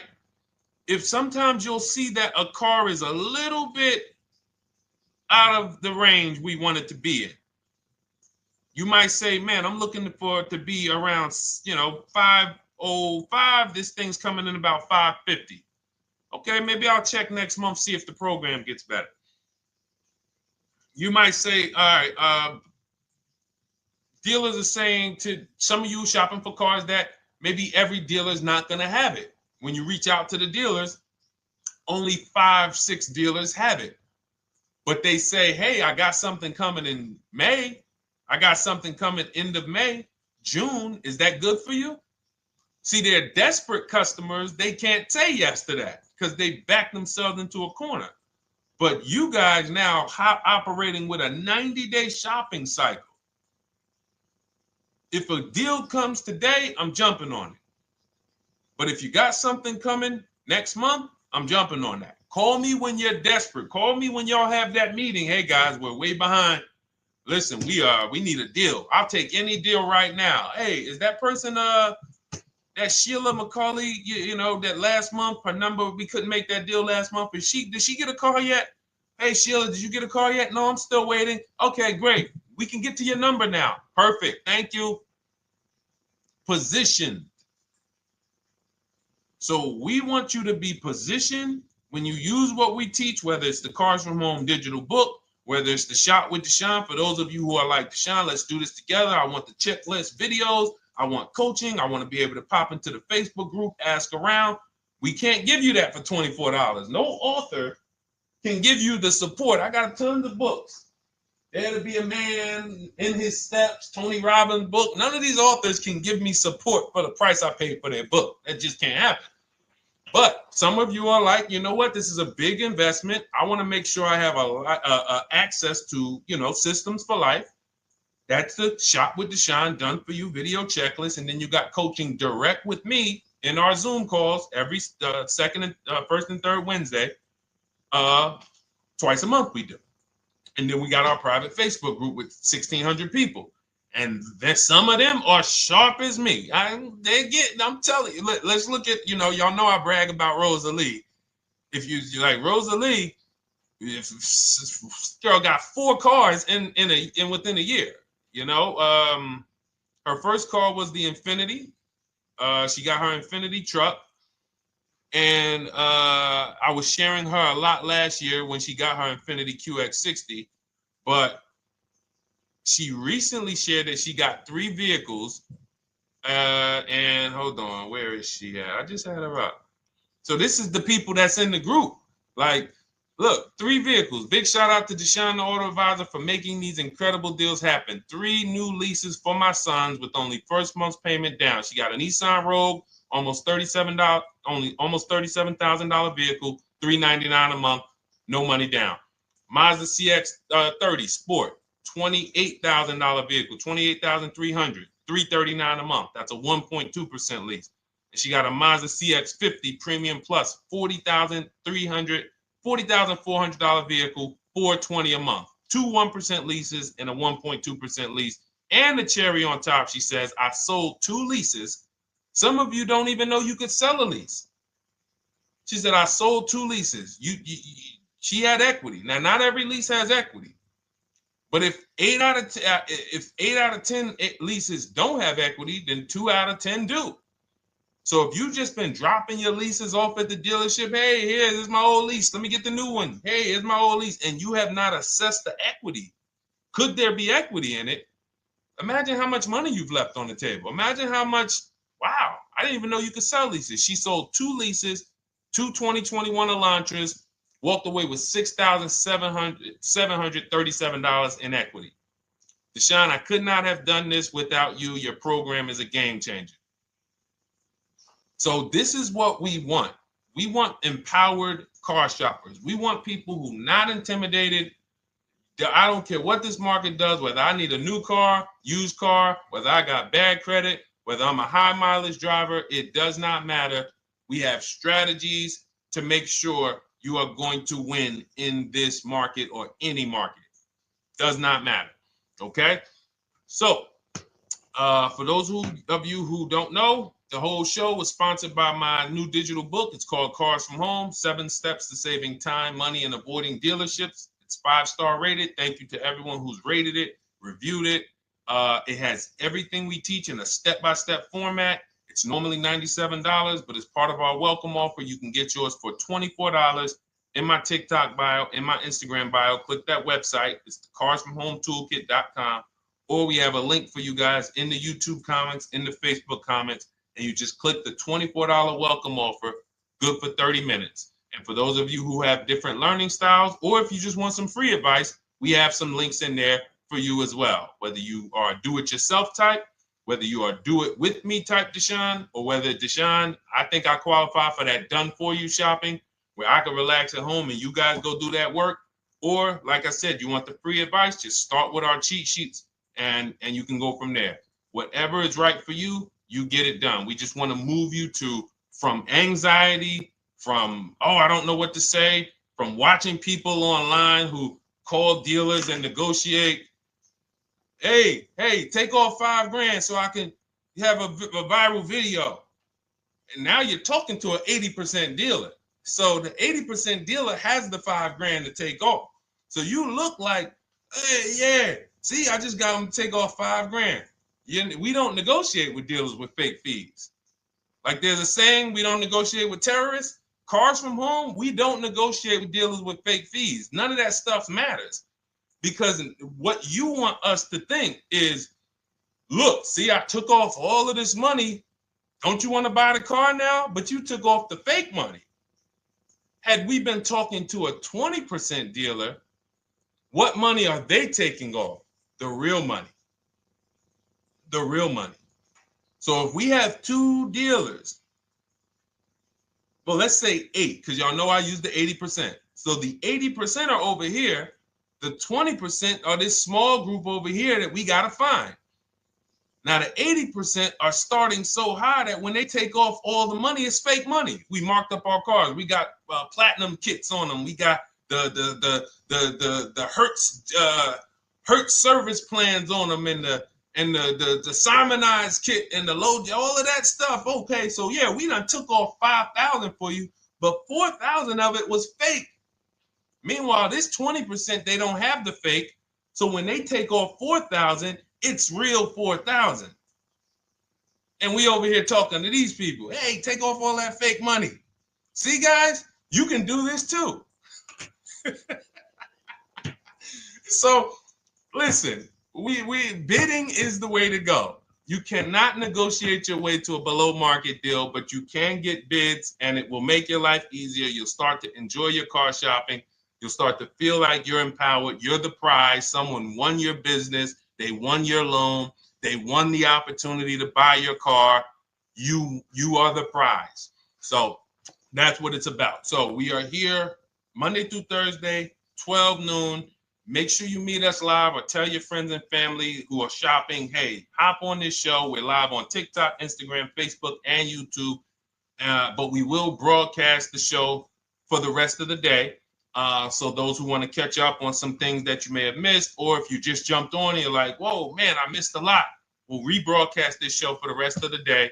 But tomorrow we'll be back, which will be Tuesday, May 6th, 12 noon. Meet us here live. Thank you so much. Welcome to the new followers. Thank you to everyone who gave me gifts. Thank you to everyone who bought a book. Thank you for those of you who are in Shop with Deshone.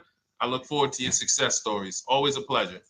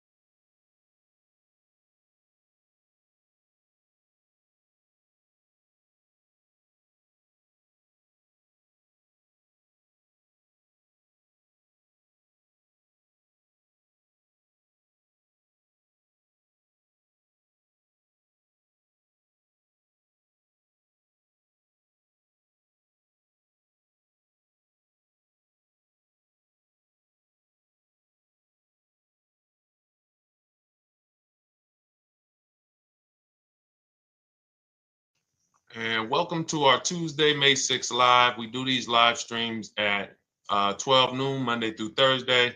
I am your host, Deshone the Auto Advisor. And for those of you who've never met me, I have devoted the last 4 years to teaching people how to get the best deals on cars and to learn all the mistakes that the industry, the car industry, would love for you to continue making, because they make a lot of money when you make mistakes. And so what we do here is we really just do questions and answers. I will teach on various topics that I feel are widely misunderstood, like the subject of leasing. And some of you who are new here, if you've never been here before, could you type a 1 in the chat if this is your first time on a stream? We do these streams about 60 to 90 minutes. And if you're going to get the most out of them, we just ask that you lock in, that you focus, because we will be talking about $1,000 mistakes. Nothing here that we'll be talking about over the next 60 to 90 minutes is hundreds of dollars. You know, I'm not looking to, have you spend some time with me on a Tuesday to talk about how to save hundreds of dollars. No offense, I'm sure that's important to some people, but we are here to talk about things that are affecting your bank account by the thousands every year.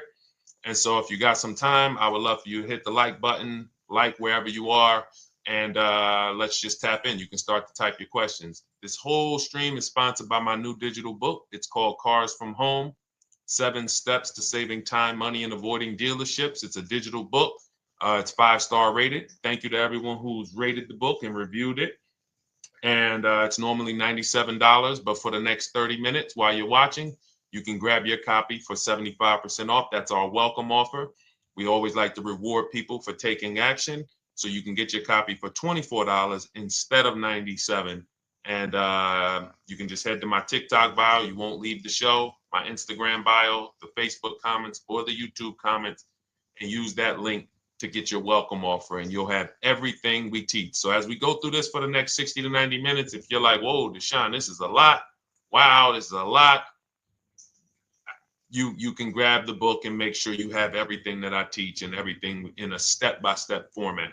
Okay? So I have my man Dolan moderating. Good afternoon. Thank you, Johnny Miller. Good to see you, Lil G. Again, guys, we are live. This is our Tuesday, May 6th live. We're live every Monday through Thursday at 12 noon. But we do rebroadcast these throughout the day. For those who cannot make them, you can watch the rebroadcast, or if you got to go back to work, we'll be rebroadcasting it for the rest of the day until our show tomorrow. All right, so let's start with the questions. You can feel free to get into it. Okay, do you have to get the extended warranty? This is a great question. This is car specific. A Honda, Acura, Toyota, in most cases, have always had low cost of maintenance and their parts are inexpensive. When you're buying an extended warranty or you're considering it, it is a risk product. It's an insurance plan. So that means you can pay for something and not use it, just like car insurance. You don't necessarily use your insurance until you have an accident. Same thing with an extended warranty. It's an insurance policy. So what you're trying to do with any insurance is see what is the likelihood that what I'm paying for this is going to exceed the price if I did need to use it. So in the case of a vehicle, when you're trying to determine what should I get an extended warranty, there's 2 things that are important. Does this vehicle that I'm purchasing have a high likelihood of things going wrong? We know, and some of you have had cars with histories, and we know there are certain cars, they tend to have things go wrong more than others.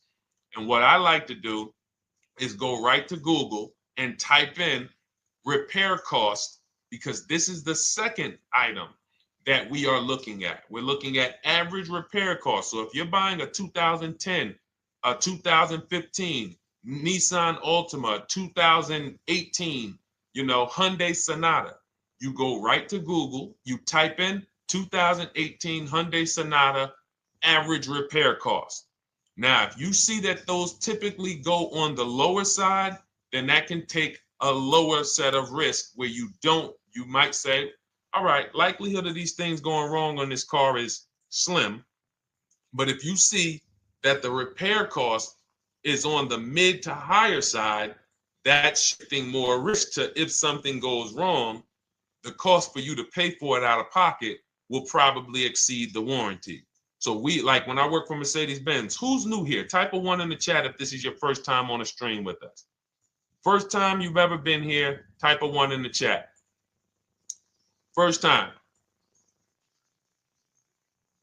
What's up, William? What's up, DJ Ant Nice? Good to see you. Maggie, good to see you. Enrique, good to see you. Miko, good to see you. Tetra Washington, good to see you. Jan, good to see you. Claire Clairvoyant, good name.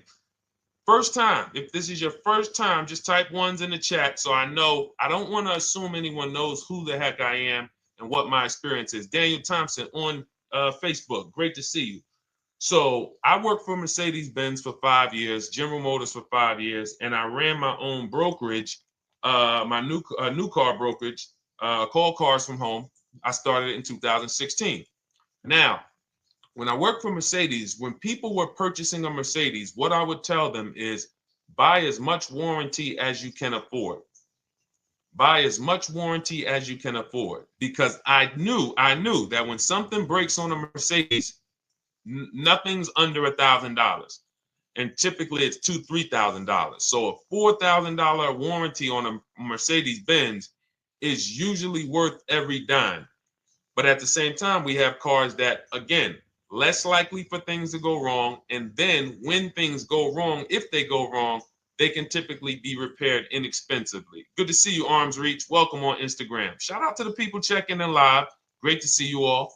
So that's how you're measuring extended warranties. You don't want to get an extended warranty on a vehicle that has a low cost of repair and a low likelihood of things going wrong. You can then take your money, put a little bit to the side, have a little emergency fund, that same $3,500 that you would have put into the warranty, or $2,500, you put that to the side over the course of a year, 2 years, put $100 a month to the side, and then have that be your cushion just in case things go wrong. It's better for you to have that money in your bank account, and if things go wrong, you take it to your mechanic. You must have a local mechanic. You guys know I swear by local mechanics on cars that don't have warranties. Even if you have a Mercedes-Benz, a BMW, an Audi, something that is typically harder to work on and takes more of a specialized engineer, there are still plenty of places that have those. I mean, there's shops where they used to be Mercedes-Benz techs. Now they have their own shops. This is who you want, because their cost, their labor is going to be probably 1/3 of what a dealership is going to be. So these are the resources that, again, keep more money in our pocket while getting us the same level of service and experience. Okay, great question. Welcome, Uncle Nene. Good to see you. Uncle Nene. All right, listen. Nicole, good to see you. All right, Dolan, you can pull up the next question. Feel free to start typing your questions. And as we get more questions in, we'll try to get to all of them. You guys know we're not always able to, but we do try to get to all of them. How do I shop around for the best lease deal without affecting my credit? Well, first of all, you're talking to someone who's, just so you know, I've taught thousands of people to lease. I've gotten 7 leases. Now, when we look at what we are doing with a lease, first, we have to consider how we want the information presented to us. We are not letting dealers tell us how they're going to quote us. We are telling the dealers how to quote us. So we are going to have all our quotes. Thank you to everybody hitting the like button. I see you. I appreciate you. And shout out to the sharers. As I see people who share, I always like to give the shout outs to the people who share this broadcast with their friends and their family. And thank you to everyone who's giving gifts on TikTok and Instagram. Appreciate you all. So what we are doing when we're telling a dealership, you give us a quote with first month's payment only out of pocket, 12,000 miles per year, and put all the taxes and fees into the payment, assume tier 1. So we are presenting it now in my book and in my Shop with Deshone programs, my video checklist. I have all the templates. If you're going to do this yourself, you just need to remember how you're presenting this. You can call around to dealerships, because there's 2 ways to do this. Shopping from home. Cars from Home is about showing you guys, and I'm going to be showing you guys a ton of payments. And listen, I don't want you to feel bad, because some of you are going to see that you've left a lot of money on the table. Part of what I have to do here, and I've been doing it for 3-4 years now, is I have to tell you the bad news. For 3 years, I did a masterclass called Everything You're Doing Wrong Buying, Selling, and Leasing Cars. We put probably over 15,000 people through that masterclass. But those were people who were willing to hear the bad news They knew, Deshone, I got to hear the bad news to get to the good news. So as I show the difference in the prices that we get and the people who listen to me get, more than, forget about me, the people who are like you, the people who are on a live, saw a video, and then took action and learned and use our processes, the results they get compared to what you're getting. You're going to see, wow, they're saving $3, $5, $7, $10,000 more than me every single car. And so the Cars from Home system is about bidding. It's about turning your car purchase into a bid. You're no longer begging. You're no longer going into a dealership and begging one dealer to sell you a car, and then you go to another dealer and beg them, sell me this car, please take my money, please take my money. Meanwhile, you're not seeing the entire market and the people who would compete to get your business and gladly give you the service that you deserve by giving them a $30 to $50 to $100,000 transaction, which is what your car purchase is. So now so the big thing to understand right off the top is, now I need to learn this bidding. I need to learn to get multiple offers. So you can do this by phone. You want to do this by phone, you can call around, but you must give them that information in order for you to compare the deals the right way. Lynette, good to see you. Christina, good to see you. Melvin, good to see you checking in. Rudolph, I see you. Once you actually give them that information, 12,000 miles per year, first month's payment only, due at signing, taxes and fees in the payment, assume tier one. I want the tier one offer. Even if you think I not qualify. Now, if you got a credit score above 670, all your FICO scores, most of you will qualify for most tier one leases. So you want to see, what does this look like as I get my offers? Once you get your offers in this format, you can use the 1% rule as the gauge. The 1% rule is been around for more than 20 years. Everyone who leases and who's savvy, we understood if your lease payment is 1% of the MSRP or less, you stole the car. That includes taxes, that includes fees. You're still in the car. So example, we're looking at a $30,000 car, Hyundai Sonata or a Hyundai Elantra, $30,000 car. When we shop all our offers, if that lease payment is $300 per month, with only $300 due at signing. In other words, I show up, here's $300. Good to see you, GDTV. Thank you for checking in on YouTube. Once I give you that $300, that's my payment for the next 35 months. So that's a very, very low percentage of the car you're paying. It's a 1% rule. Now, in order to get a 1% lease, you need a great lease program, which means the bank has to be supporting the car, rebates, incentives, and then you need the biggest discount, the dealer who's going to give you the biggest discount. Now, one of those we can control. One of them we can't. Which one can't we control? And for those of you who are new here, we don't play around here. But my people who are moving, and again, I'll show you, like a lot of people, we got a lot of people who've been following us, using our processes.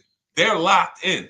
They're not casually on a live here. We're not casually here talking. They are locked in. Like, boom, okay, I hear you. They're answering, they're typing, they're not, vacuuming in the kitchen and trying to hear. You can't do. We're talking about your second most expensive purchase of your life. It's going to be, you got to lock in. You got to challenge yourself to block out the distractions while we're on this stream, because this is your money. And if you don't take your money seriously, the car salesman will take your money seriously. Oh, I like that. Praise the Lord. God is good. You don't take your money seriously, the car salesman will take your money seriously. Man. So, all right, now somebody remind me the question I asked. I got so happy about that little catchphrase that I forgot who we were. So I know we were discussing, okay, we're talking about the 1% rule. So now, one of the things we can't control is the bank. We don't know what the lease payment, what the lease program is on a car. So when we shop cars, we are going to now look at multiple offers, and here's what you're going to see. Now, I'm going to show you an example of how we know or how we expose where the dealers are concerning pricing. Now, you can't see this on TikTok, but on YouTube, Instagram, Facebook, you guys can see this. I'm going to tell you guys about it. YouTube just doesn't let us do the same type of stream. But this is a particular Infiniti that we shop for. We have offers ranging, this is a $61,000 vehicle. We have offers ranging from $680 per month, which is a 1.1% lease. So a $61,000 car, $680 per month, that's 1.1%. We divide the monthly payment into the MSRP. Now, we can see here that there are some offers already from dealers that are almost $900, $889 per month. $889 per month, $873 per month. So now when we look and we say, whoa, how can we have two, like we have all these dealers have the exact same car, yet one of them is $200 per month higher than another dealer. Exactly. We call them the 80%. The 80%, even after back and forth, even after, hey, we'll take off some money. All right, we'll drop the payment $50 a month. Their offer is still so high. It's a horrible deal. Now, why would they offer this? And this is consistent. So I don't want y'all thinking, well, the dealers that I walk into, they're different, Deshone. They take off more money. It does not matter what you think. If you don't have the market reports, if you don't know how to get multiple offers so that you can see, we do this all around the country. We have students all around the country in Cars from Home. We have people we shop for. We have over 13,000 books sold now. Like, we have lots of data to prove this. 80% of dealers are going to be overpriced. This is another particular deal on a Toyota, a market report. And you guys can see that the out-the-door prices here, list price, $32,000. Out the door price with taxes and fees, $38,000. That means that dealer is charging all types of fees on top of their price. The $39,000 MSRP. Look at line number 3. $39,000. Out the door price is $41,000. We can see $39,000 out the door includes taxes, includes all the fees. So we can see that these out the door prices in the left, in the right column, are way higher than the MSRP, $35,798. Out the door price is $39,700. But look at the green. Look at the green. This is what we call, we found the dealer at this time who wanted to win the bid. They wanted to win the bid. They needed the car sold. This is a rotation. We don't say to them, wow, they won the bid one time, so they must win the bid all the time. No dealer can win the bid all the time, or they'll be out of business. But in this particular case, at this particular time, for this particular client, this dealer said, we're going to sell this car for that's $35,500, and out the door with taxes and all the fees, $34,994. That is a over $4,000 discount off this vehicle. When all the other dealers are, not only are they not giving you a discount, they're charging over list. And they might come and say, all right, we'll take off $500. We'll take off $1,000. We'll take off $1,500. They might start so high with you guys that you think, wow, they started up here and I talked them down. They took off $3,000 from me, but they already were $3,000 in fake fees, protection plans, and all of this padding, dealer adjustments, which is fake fees. So whenever they say, because the dealer gets a minimum of a 6% profit margin, from list to invoice, we have profit. From invoice to holdback to triple net, we have money. That's all the profit margin. On top of that, when we add a dealer adjustment, what we're saying is we're going to sell this car to someone who does not have the skills to find our competition. And they're going to come in, and if we got to take off $2,000 to make them think they won, this is what we're going to do. But what we do here, what people like Brian is going to do, look, just finalize my first ever lease using your system, 2025 Honda HRV, $30,000 vehicle, $395 a month payment. no money down. His initial quote was $434. He ended up using our calculator, which we have in our book and in our program. If we put all our offers into that calculator, it tells us what to counter. He gets that offer for $395. That's his deal. We look at somebody like Wendell. Look, thank you. It's the least I can say for your book, Cars from Home. We're still in the middle of the process. Just sold our car today, like 10 minutes ago, for 30% above value. Why? Because he got bids. Look, using the insights from your book. I've read the book multiple times and told many people about it because it's that good. It's so intuitive and insightful. We'll be moving to the next step soon, and I'll write again. So now you heard him say we're moving to the next step soon. Step 2 in my book is the equity assessment.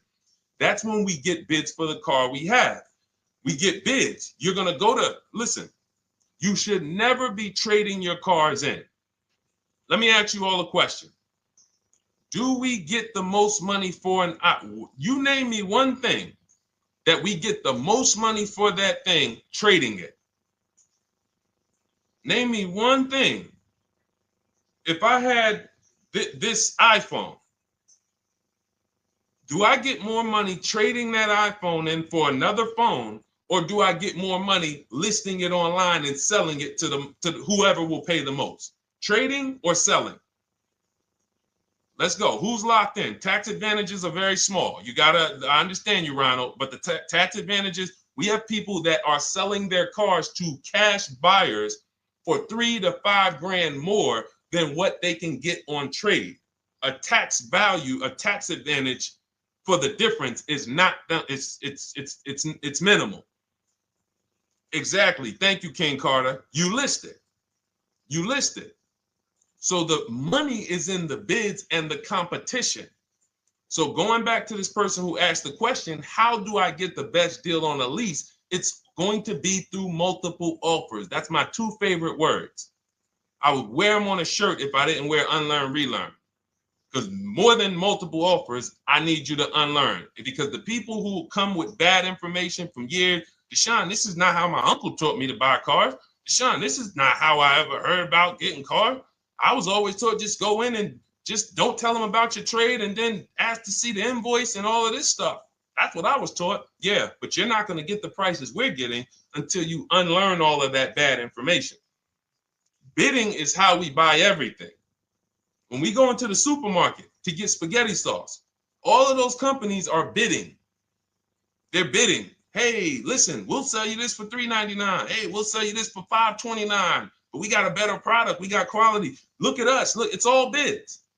Everyone who wants to sell us something is competing, except car dealers. Y'all notice that? So the mindset that y'all got to have if y'all want to really win and save all of this money and get these huge discounts is I'm going to start purchasing and leasing cars like I buy other things. It's going to be a competition. And I promise you, your whole life is going to change. Your entire car buying experience will change forever. You will be sitting here just like my man Ken, graduated, $585 a month payment, no money down on his Nissan Murano Platinum, $50,000 vehicle. He's paying $585, no money down. $50,000 vehicle. How much would a $50,000 vehicle cost us on a loan if he purchased it? How much would a $50,000? Some of you know every $5,000 is how much per month. Let me see who's locked in. Who's locked in? Every $5,000 is how much per month on a loan. I see you, Daniel Thompson. Check in. Good to see you, Dane. Thank you for breaking it down with complete truth. Keeping eyes wide open to know what to exactly expect. There you go, Dane. Welcome. Glad to have you here. We do not play around when it comes to this. All I want you doing is winning with cars, in love with your deals every time you get a car. All right, nobody knows the 5,000. How much is every $5,000 on a car payment? Come on, y'all. These are principles we've been teaching. Thank you, Daniel. $100. Thank you. $100. So we always want to default to a 5-year loan. I'm going to tell you why. when you default to a 5-year loan, you're in a safe position. Now, defaulting to a 5-year loan means when I look at a $20,000 car, I'm thinking $400 per month. 5-year loan, every $5,000 is $100 per month. If worst case scenario, I'm trying to get a little bit more car, then I'll go to a 6-year loan, but that's the max. I'm not going past a 6-year loan on a car. That's like going to a 40-year mortgage on a house. They're available. It's not a good idea. So when we look at these, you say to yourself, wow, a $50,000 car, that should cost him, if he did no, remember, this is a no money down deal. We're just looking at how much money we're putting in these cars. That car would cost him about $1,000 a month if he purchased it, 5-year loan, no money down. Which is why when people purchase their cars, what do they typically do?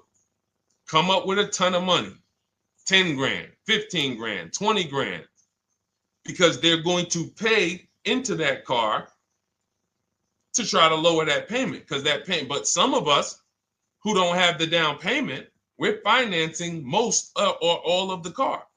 But here's the thing.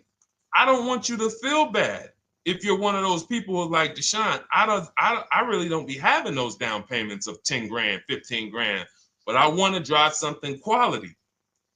Exactly, I hear you. Here's the bad part about the people who are putting 15 grand down on their cars, but they're breaking the 8-year rule. This is what we call in Cars from Home and everything I teach, the most important question is how many years are you going to keep this next car?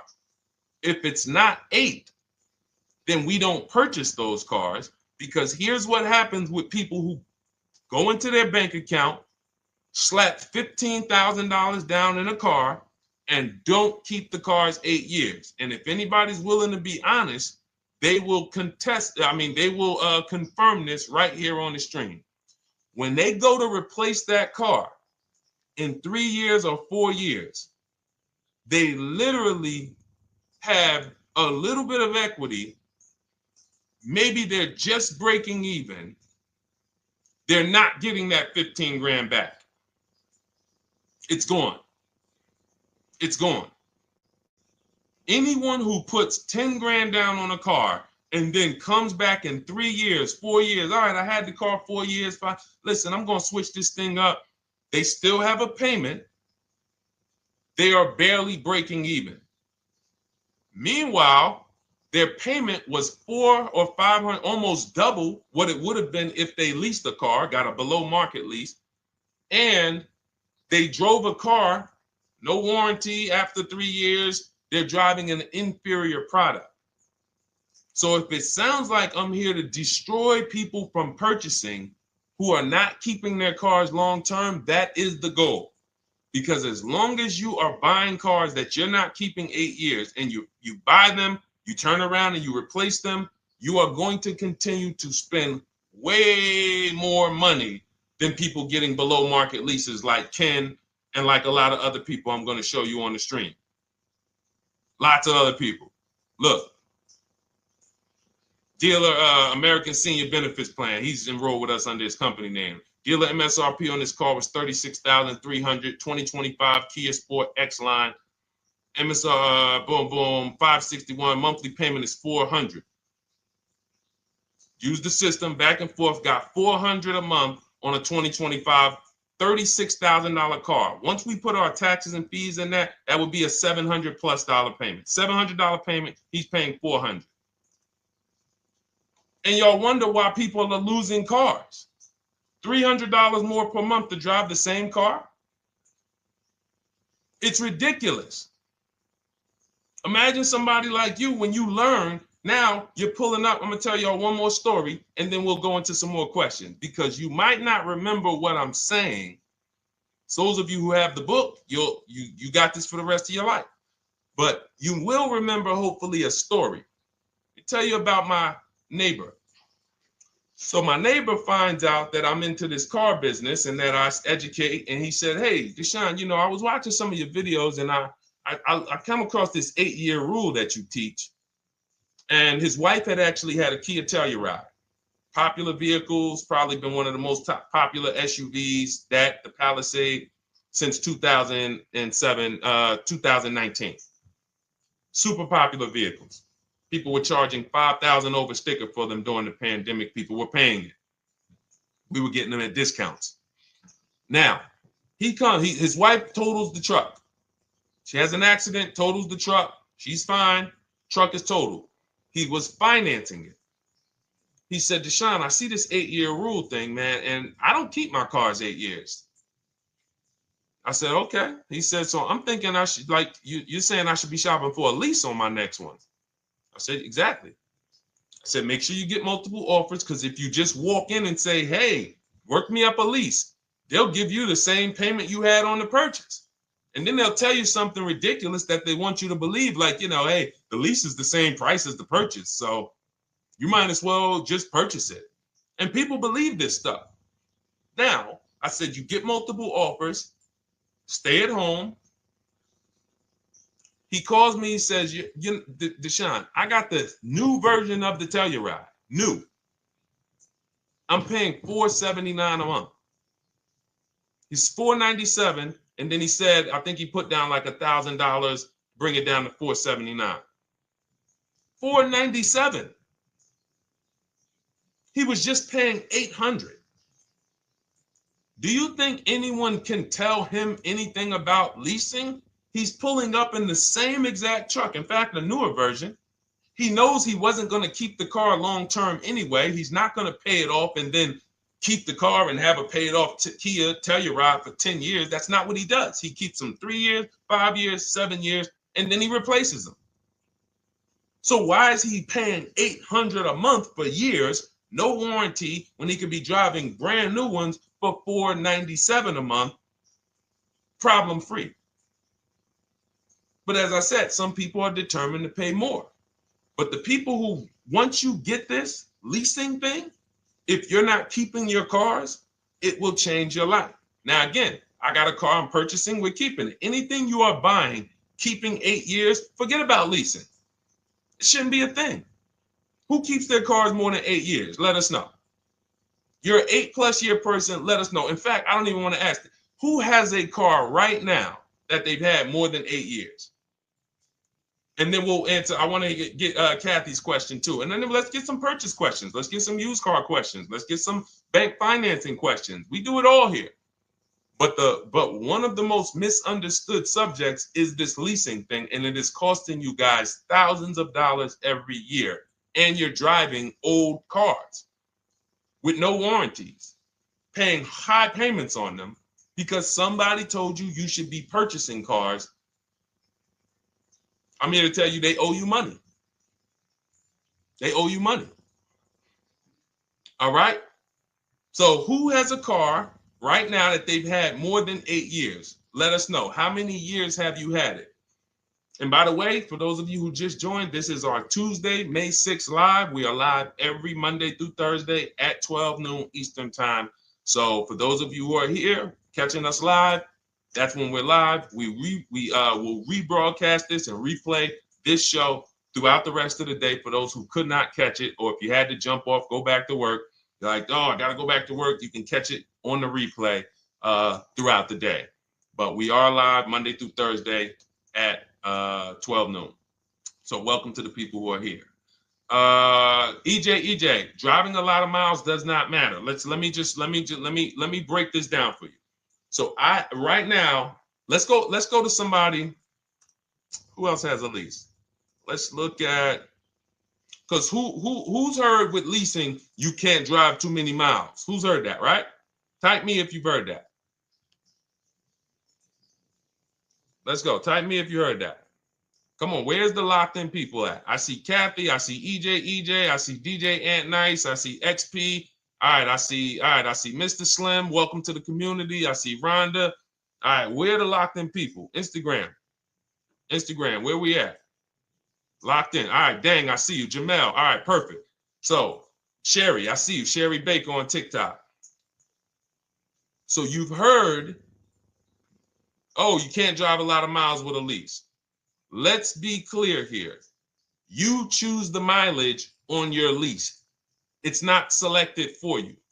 In fact, the only time it is selected for you is if you don't realize you choose it. That's the only time they're going to choose your mileage for you. If you go in and you do something like, hey, work me up a lease deal, they're probably going to work you up a 10,000 mile a year lease deal. And they're probably going to say, hey, you need $3,000 down, and this is going to be your payment. And next thing you know, it's a high lease, and it's just terrible. Happens all the time. We tell people how to quote us. First payment due at signing, taxes and fees in the payment. So now let's look at a lease, and let me show you what it would look like. So this is Val Boss Lady. She's in our Shop with Deshone program. Everything that you guys know that we're talking about here, if you're like, hey, I really, really want to go deeper, I want the step-by-step, the blueprint, that's my digital book, Cars from Home, 7 Steps to Saving Time, Money, and Avoiding Dealerships. Normally $97. You get a welcome offer. It's 30 minutes because I want to see you win, and you get 75% off for 30 minutes. If you go to my TikTok bio, Instagram bio, YouTube comments, Facebook comments, click those links, and then click that one that says $24 welcome offer. 30 minutes only, reward for taking action. You have everything we teach, the low market leases, the low market purchases, used cars, bank bidding war, making banks and credit unions bid, all of that, $24. You can, somebody emailed me yesterday, said, I'm $15,000 up with what I've learned from you already. And so if you can get it for $24, you can save tons of money for the rest of your life on a $24 investment. In this case, Val's in our, she's more of a wants to do it with me type. Videos, checklist, she doesn't want to read. That's our Shop with Deshone, do it with me program. I coach people. And so she gets a deal on this particular car. Same information, by the way. Not better information here than the book. It's just different learning styles. So she gets a $51,000 electric vehicle, 2025, beautiful vehicle. She's paying 1.16. So her payment on this car, on this $51,000 car, let's continue to make sure we understand the price of these cars. $51,000 car, her payment is $591. No money down. Now, some of you might say, wow, if I got $591, I'd probably put like $3,000 down, bring it down to $499. You could do that. That's how we can do. We can do that because she already got an incredible deal. Then we're just determining how we want to structure our payment. And thank you for everybody sending me gifts. I appreciate you. Thank you for all the badges. I don't take it for granted. And thank you for everyone who's hit the like button. Those of you who are double tapping the screen. Every time you hit something on TikTok, you like it, you double tap the screen, you keep running those likes up. We appreciate you. It does matter. It helps spread the word.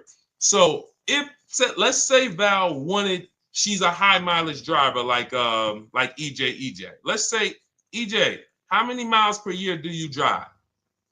20,000, 25,000?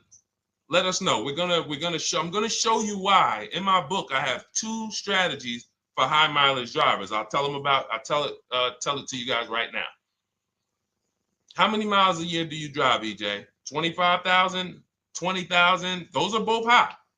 Let us know.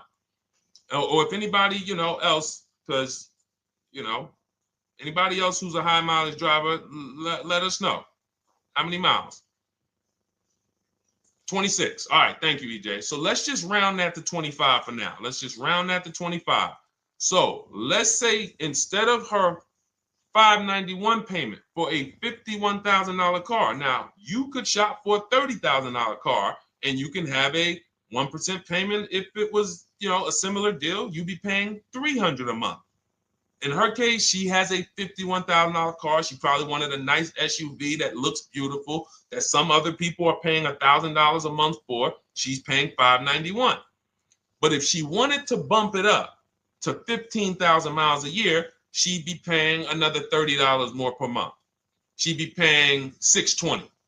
Now, if she wanted to bump it up to 20,000 miles per year, she'd be paying probably another $80-90 per month. So she'd probably be paying $700 to drive 20,000 miles per year. Now, let me tell you guys, because some of you guys who are like, yo, man, those payments are high. We're talking about $50,000 cars here. So if you were shopping for a $30,000 car or $35,000 car, naturally, if we took the same exact numbers, let's take a $35,000 car, 1.16 lease. That's a 406 payment, probably $399. So now, in order to go, and let's say you're a high mileage driver, just like EJ, you want to add another 15,000 miles to your lease. You're probably going from 400 to 550 or 575. But you have all the mileage you need. And here's the beautiful thing about that. If I'm paying $175 more per month, but I get all the mileage I want, and when I drop this thing off, I get a new one, I don't have to worry about negative equity, and I put no money down. That is way better than what most people are doing out here, what everyone's doing. Because I'm gonna tell you what most high mileage drivers do who don't put money down. They will go in, buy a car, take a super long loan, 6 years, 7 years, just so they could afford the payment. Now, here's what happens.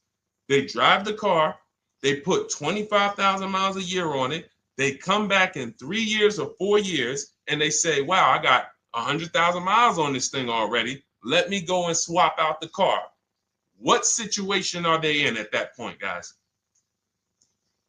You put 100, you got a 6-year loan, average loan. You drove 25,000 miles per year. You put 100,000 miles on the car in 4 years. You come back, you still have 2 years of payments left. 15 grand negative equity. I used to see it all the time. Thank you, I am rich. Locked in on Instagram. I see you. Locked in. See it all the time. Every car salesman who has dealt with a normal 25,000 mile high mileage driver that does not keep their cars sees it all the time. They come in, yo, man, what you do for a living? Man, yeah, I do DoorDash, I do Uber. Oh man, I work in sales. You know, I'm on the road a lot. You know, I'm here. You know, all right, I want to replace this thing. I got like 110,000 on it. Okay, you still got a loan on it? Yeah. All right, we already know you got negative equity. Then we appraise the car. All right, the car's worth like 7,000. How much you owe? Man, you owe 19,000. All right, well, what can I do? Can you get me into something? Roll that loss all the way over. On top of that, you finance the car, so your payment is high. You finance the whole car, so you're paying a high payment compared to if you had leased, just literally shop for your leases, added your miles to the lease that you needed. You're paying $175 more per month. You got a brand new car. And I'm going to tell you, I did not make this up. I learned this from someone. A lot of what I'm teaching you, I learned from my clients when I was in the dealership. This guy, I worked at Hyundai for six weeks. Man, this dealership, the owners got indicted. I got out of there.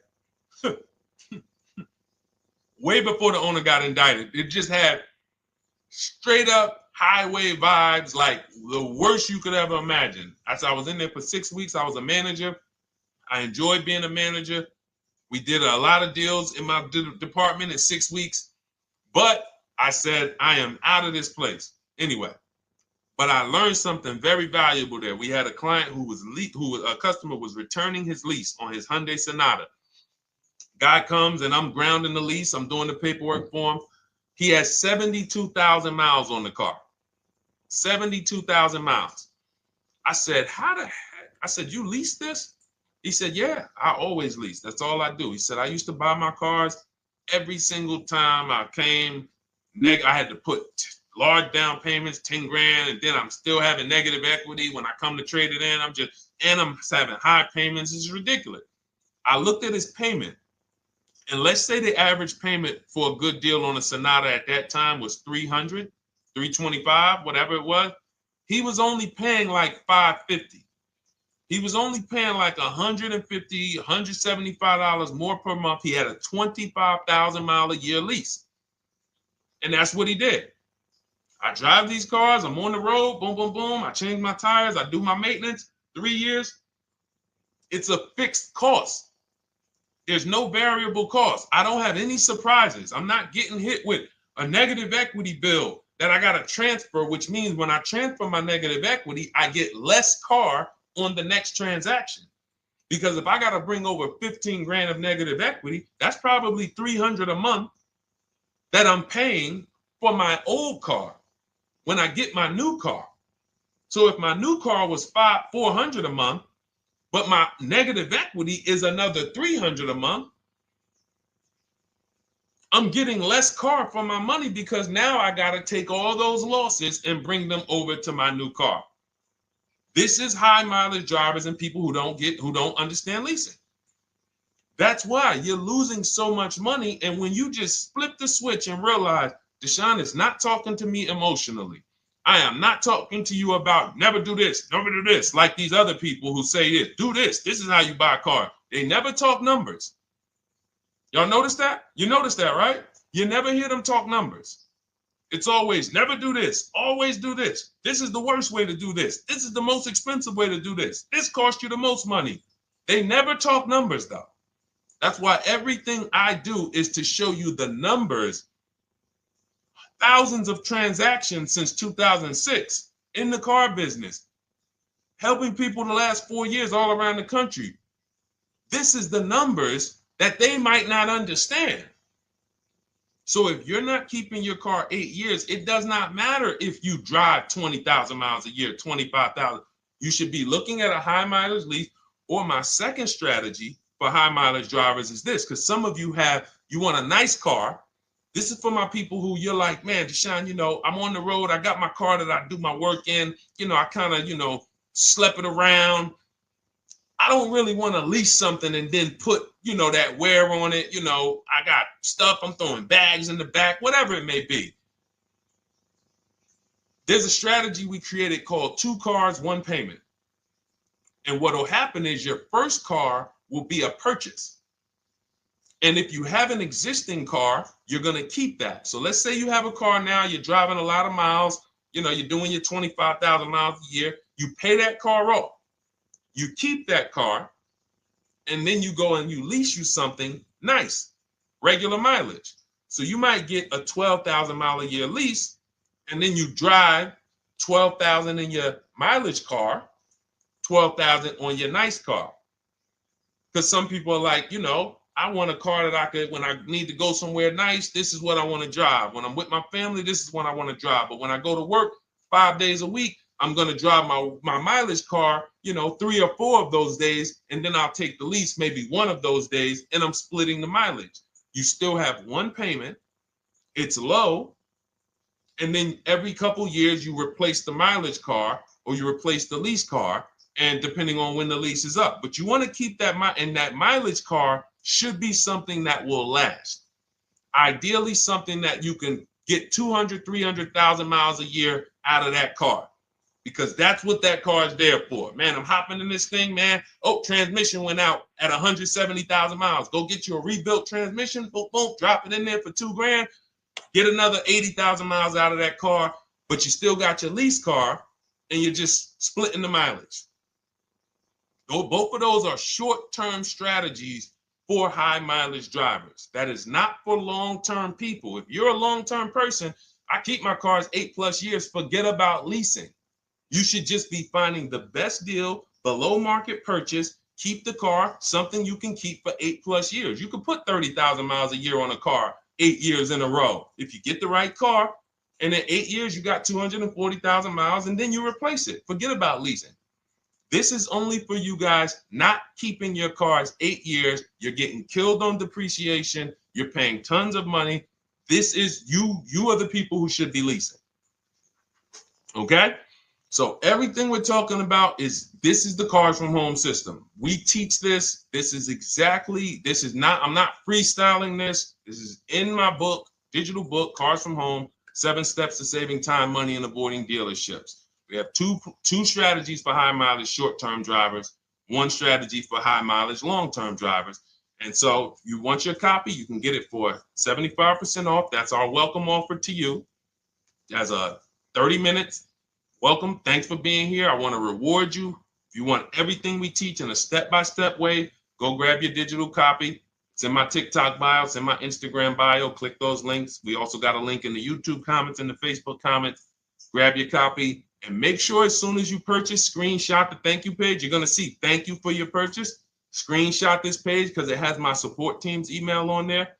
And then there's a link for you to open the book right there. You can save it right to your computer or right to your phone. Okay, but and we also have a special for those of you who are like Deshone. What about that, video checklist and coaching program? That's lifetime access to my video checklist. You're like, maybe Deshone, I don't really read. I like step-by-step videos. And also, I want to be in your Facebook group. We have 1,600 people before you that are in that group, 2,300 people that are shopping with us that have a lifetime access to our video checklist. We have a $200 special for that welcome offer. And so I'm always about rewarding people for taking action with a special offer. It's limited time though, and so get in where you fit in. All right, let's keep it going. Thank you, Corey. Said amazing knowledge. Thank you. And I'm glad I saw somebody said that's a great idea with the 2 cars. Thank you. It's a great idea. All right. You've convinced me to lease my next vehicle. Awesome. Awesome. Does your service shop for lease terms on the car? Absolutely. If you qualify for done for you, that means you just want to relax. That means we only shop for new cars and leases for people, new purchases and leases. And you have to have a FICO score over 670. But yes, here is a market report that we prepared for a client. Let me put on do not disturb. Here's a market report we prepared for a client. Okay, so I showed you that that's an affinity. We didn't even finish that. We had just started for this client. But this is, do I have one here? No. Do I have a lease market report here? Yeah, right here. So that's an example of what a Kia, this is a particular Kia lease where their best offer was a 1.27 offer. Now, here's how you know you found the bottom of the market. And again, whether you're using the book or whether you're calling around, again, you can call around to do this. The key is not going into dealerships. You cannot do this going in. Once you get your offers, you know you found the bottom when your best offer is between $150 to $200 less per month than your worst offer. And if you're purchasing, you should see a spread of between $3,000 and $5,000 minimum between your best offer and your worst offer. That's when you know you've shopped correctly. Because until you find the 80% dealers, you have not shopped correctly. If you're like Deshone, these prices still seem close. You have not found, you're talking to the 80%. You haven't found the 20% yet. Because the 20% is going to be that $3,000 to $5,000 less than the 80%. That is just the numbers. That's the way it works. So yes, so when some cars you're going to see that the lease program won't allow for a 1.1% lease. The best offer, like we've shopped Hyundai Palisades for years, and I got my dad one back in November, and his best offer is like around 1.3, 1.28. That's the best I've ever seen on a Palisade. I've never seen a 1.1 on a Palisade. I've had people in our Charles, some of you know, I posted pictures of him when he got his Palisade last year. We clear out the old pictures because we got a bunch of new people with 2025. So we're not going to sit here and talk about 2024s anymore. We got Ken, we got Melissa, we got Sheree, we got a bunch of new people, just Ralph. We're not going to, but I do remember posting Charles who got his Palisade and he's like, he shopped, used the system, got his multiple offers. Best deal was 1.3. So that's where it comes in at because of the lease program. That dealer is already taken off to win the bid, probably taking off $5-6 grand. But if they don't have more rebates and more incentives and a better, then it's not going to lead to a 1% lease. So the 1% leases come from major incentives. Maybe sometimes they have too many of the vehicles. They want to move them. Lots of bank support. But what I tell you is you should be looking for between 1.25 and 1.5. That's how you should budget for a lease, between 1.25 and 1.5. That's a great deal. And if it has a really aggressive lease program, once you get your bids, you're going to see it fall under the 1.25. You see it fall into 1.1, 1.2. but we don't know what the lease program will be until after we shop for that vehicle. Okay? So yes, absolutely. It's an empowering way to shop. It's also fun because you can see, man, I'm not begging anymore. Like these people are like, please do business with me. Please do business with me. And then you start to feel bad for everybody who's still in those dealerships doing it the old way because they're talking to the 80%. There's no way they can win. They don't even know there is an 80% to realize that's who they're talking to. So when the dealer says, all right, I'll take off $4,000, they're like, wow, I won. Man, the dealer took off $4,000. But if they saw the whole market, they would understand that that dealer actually is overpriced by $7,000, $10,000. So taking off the $4,000 means nothing. It's just sad. It's a sad thing. And that's why I spend my time trying to convert you guys from negotiating one-to-one to getting multiple offers so that you can see for yourself. All right. Thank you, Julie, name Richardson. Thank you for sharing. XP got the number 2 gifted badge. Forgive me because I don't really know what that means, but I just know that's what it's saying. So I appreciate it. Thank you, Corey22. Sherry Baker, thank you so much. Number 1 gifted badge. All right, let's go to some more questions. We got some more questions. Dolan, I'm sure you got a lot of them. And what I'm going to do for the rest of the broadcast is just try to do rapid fire questions and answers. Okay. And if you guys want me to go deeper on any particular subject, then just feel free to say, hey, could you go deeper on that? How do you get a car loan with bad credit? Well, we have a resource. It's not our company. We have nothing to do with them. But we always try to stay up to speed on who's financing people with bad credit, because the goal is you don't want a dealer controlling your financing. Somebody just came up to me. He's a neighbor. He's like, aren't you in the car business? I said, well, yes and no. He's like, well, listen, I got a connected Acura. Anybody you send me, they get anybody approved, I'll give you $1,000. I said, okay, cool. Thanks for the information. For them to give me $1,000 just for sending the customer, and he's also a middleman, he's not a salesman, how much money are they making on the customers? If they're going to give me $1,000 just for sending someone with bad credit to them, how much are they making on the deal? Arms Reach, congratulations. Just got my book. You use it when, please send me your email testimonial. Well, as you use it, just as you do your equity assess, everything, email me. Congratulations. How much are they making? We can imagine, right? If they're giving me $1,000 just for bringing them the customer. So this is what happens when you let the dealership control the loan. Because why do we separate? All right, I'm gonna break something down I call the 3 pillars of great car deals. Three pillars. You can't get a great car deal without maximizing each pillar. And some of y'all that have been with us for 3 years, y'all already know the 3 pillars.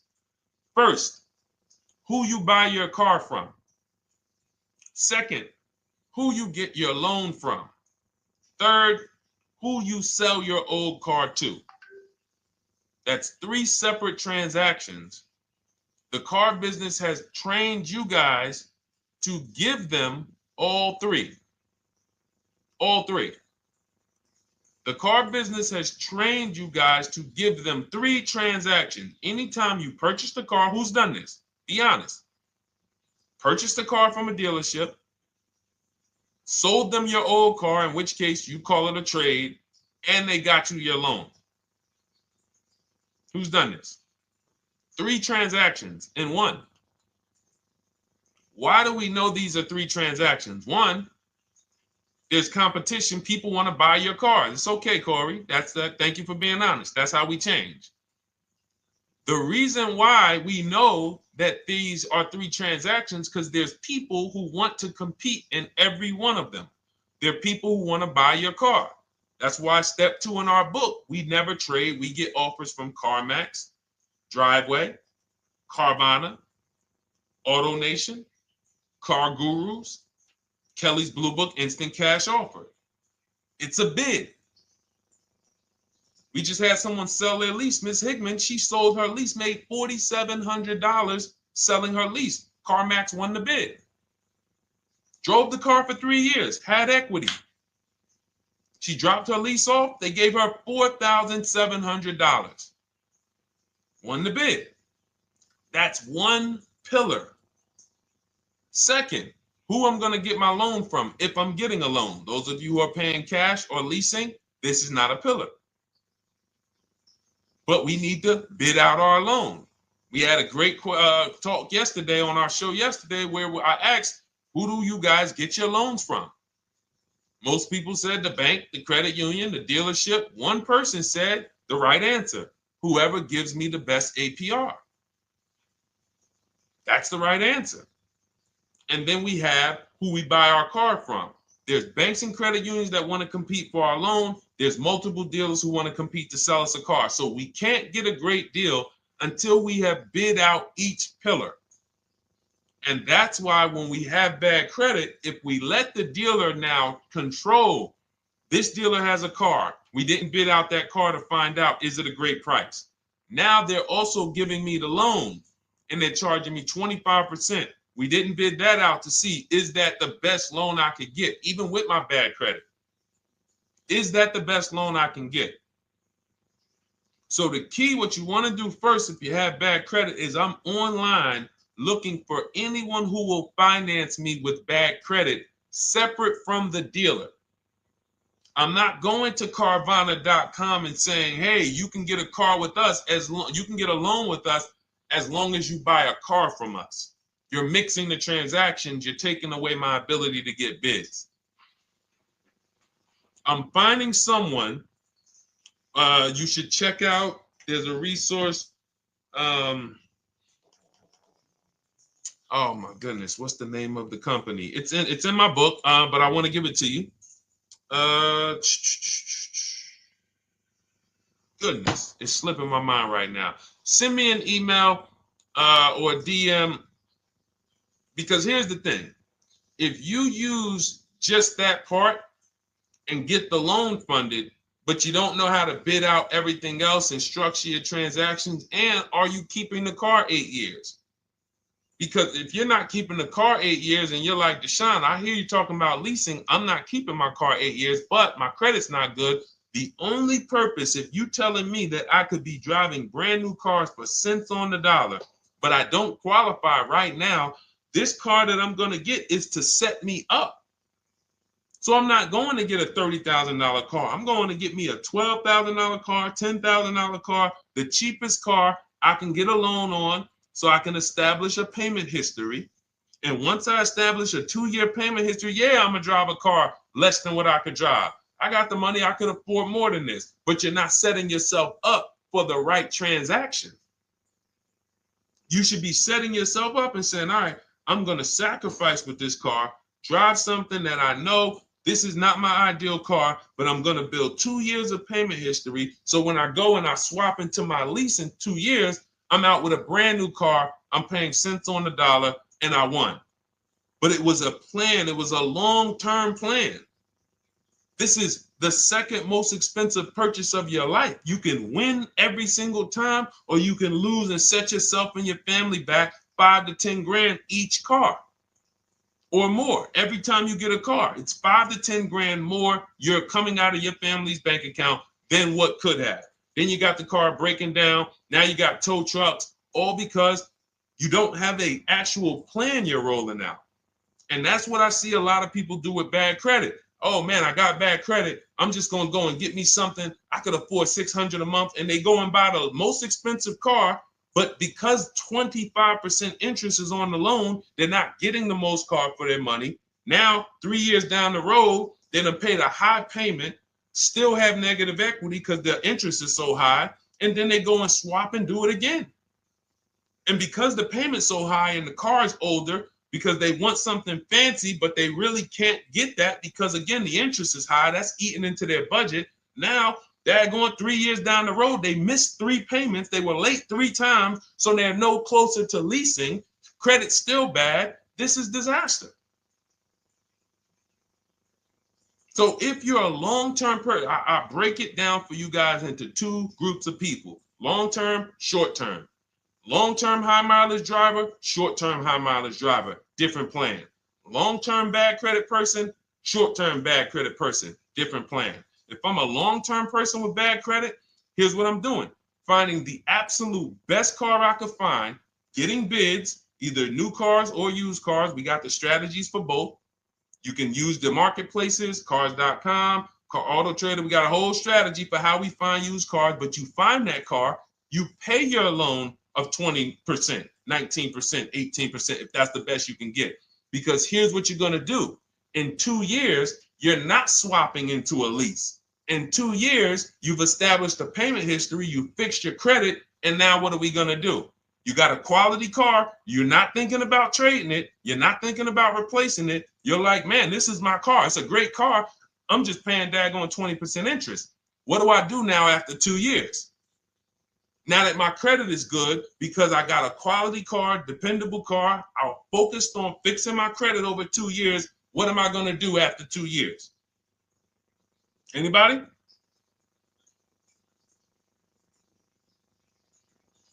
Thank you, Arms Reach. Refinancing the car. Exactly. Exactly. So that's the bad credit long-term strategy. Great car, dependable car, car's not going to break. This car is going to last me 10 years. Right now, when I bought it, 20% interest rate. That was where my credit was. But I worked on my credit. Boom. I'm a 690 now. I'm a 720 now. I'm refinancing that into a short-term, into a shorter-term loan, and I won. Pay this thing off, and I'm going to keep it. Nothing to talk about leasing. Leasing only comes into play where the 8-year rule is concerned. I'm not keeping this next car 8 years. I should be setting myself up to lease, or I should be leasing. That's how I'm going to save the most money, keep the most money in my bank account, have the best car. Not even close. Not even close. All the wins for the purchasers are after 8 years. People who are like, man, Deshone, I got a car, man. I had this thing 12 years, man. It's been paid off for 6 years. I ain't had a payment. I love it. Long-term purchaser. You won. You won. Who's in that situation? Who has a car outside that they've had for more than a decade? Paid off. You can give it to your son. You can give it to your daughter. It's an extra car. That's purchasing. That's the wins. That's what we call the reward stage of purchasing. But you got to get there. All right. All right, let's go. A lot more questions. We got probably another 20 minutes we'll stay on, so let's keep it moving. But again, Lend Buzz, that's the company. Lend, Lendbuzz.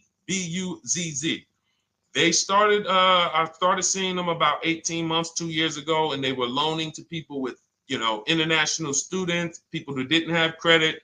You want to try to find a place that will fund you independent of the dealership. That is what your goal is at all times. Independent of the dealership. Here, you qualify based on your income and your credit. You qualify for $18,000. Go find a car now. That is what you want. You don't want people mixing the bank loan with the car and two pillars that they are controlling. We're controlling the price of this car. We're controlling your interest rate. We don't want that. Yep, exactly, Cindy. For those who just joined, this is our Tuesday, May 6th live. We do these lives Monday through Thursday at 12 noon, so you can tell your friends, family. We wanted to now come up with a constant and consistent time where I can meet with you guys. If you don't have, if you can't stay the whole broadcast, we will replay these throughout the day because sometimes people got to jet back to work. They're watching us on the lunch break. You can catch up on the whole rest of the show throughout the day, all the way up until tomorrow, and then over the weekend, we'll play a whole compilation of all the shows for people who really want to dig in and hear all the questions that we answered throughout the week on, Monday through Thursday. But if you want to join us live, set your calendar, set an alarm, meet us on any channel. We're on TikTok, Instagram, Facebook, and YouTube on the Deshone the Auto Advisor channels, 12 noon, Monday through Thursday. All right. Let's go. Next question, Dolan. All right. What are your thoughts on purchasing used versus new? It's a great question, Kathy. For me, it's a matter of budget and values. It's only a matter of values if you can afford both. So if you can get everything you want in a new car for your budget, everything you want, everything that you need, and you can afford it in a new car, you have the option to choose both. So it becomes a matter of values. In my book, I teach, are you a person who's like, I want to reward myself. I only get a new car every decade. I'm going to keep this thing 10 years. I want the latest and greatest. Therefore, I'm going to shop and get the best offer, get me a below market purchase. Because y'all notice I always put in a caveat of a below market purchase, below market lease. That's all we're talking about here with Cars from Home. That's all we're talking about. You need to, every purchase you make or lease you get, you want it to be a below market lease or purchase. So now, if I could afford both, is it I'm going to reward myself with a new vehicle, or do I have these other values where I actually want to knock 20 to 30 to 40% off the price to get even more for my money? So that's really up to you if you can afford both. There's no right or wrong there. It's a matter of, like I said, the values. Now, some of you once you look at your budget, I have a tool in my book and in our video checklist, the coaching program called the Perfect Budget Calculator. We invented this. So it's not on Google. You'll hear a lot of the stuff, almost nothing we teach. You're like, if you ever go to look for it, the 8-year rule. No one talks about it. We created it. This is our intellectual property that we created to teach you guys to create these boundaries, the rule of 72 and the 10th birthday, 1.5% rule for overpaying for leases. These are all things that are absolutely proprietary to Cars from Home. But one of them is this Perfect Budget Calculator. Sometimes when we're factoring budgets with most calculators, they don't include fees that we know dealers have. And I'm talking about legitimate fees, tax, documentation fee, motor vehicles. So we're putting our budgets together, but we always get caught out there. Who's had that happen? You got it all figured out. You get to the dealership, you bought the car, and they're like, well, what are you going to do with the fees? Because you got $3,000 in taxes and fees. And you're like, whoa, where'd that come from? Sometimes they're lying and sometimes it's legit. But none of these calculators factor in the fees and everything like that. So we created this Perfect Budget Calculator that does. But here's the thing. Once you find out what your budget is, even if you're budgeting with a normal calculator, just add a couple thousand to account for the taxes and the fees. But you might see, I can't get everything I want in a new car for this budget. Everything I need, I can't get for this $24,000, in which case I need to go and look for a pre-owned one. So that's why I said, in reference to your question, Kathy, what are my thoughts on purchasing used versus new? It's a matter of values and budget. Budget first, because budget will determine if you can afford both and get what you want. But if you can afford both and get what you want, then it's a matter of values. Okay? So again, everything we're going over is in my new digital book. It's called Cars from Home, 7 Steps to Saving Time, Money, and Avoiding Dealerships. It's 5-star rated. Thank you to everybody who has taken the time to rate it and review it on Goodreads.com. It means a lot. And we can't continue to get this information out without you guys. So we appreciate you. And you can get your copy instead of $97, you can get your copy for $24 as part of our welcome offer. So that's 75% off. If you go to my link in my TikTok bio, Instagram bio, the YouTube comments, and the Facebook comments, we have a link there for you guys. And you can grab it. It's a digital book, so you don't even have to wait. It'll be in your inbox by the time you jump off the stream. But make sure when you get it, you screenshot that thank you page, because it has my support team's email. Sometimes you may be rushing, you're trying to get back to the stream and you type your email in wrong. Also, as soon as you purchase, the link to open the book is right there. So it'll say open the book below. You can save it to your computer. but I would rather you get it for $24 than $97. Although we've sold a lot at $97 because people feel it's worth every dime. You're going to save thousands and thousands of dollars for the rest of your life using what's in the book. Your first transaction, you probably save $4,000 to $6,000 to $8,000 depending on the car. So $97 is great, but $24 is even better. All right. And for those of you who have a different learning style, you'll see in there, shop with Deshone. You're more of a do it with you person. Do it with me, Deshone. Okay. We have lifetime access to shop with Deshone, and I coach you personally for 6 months.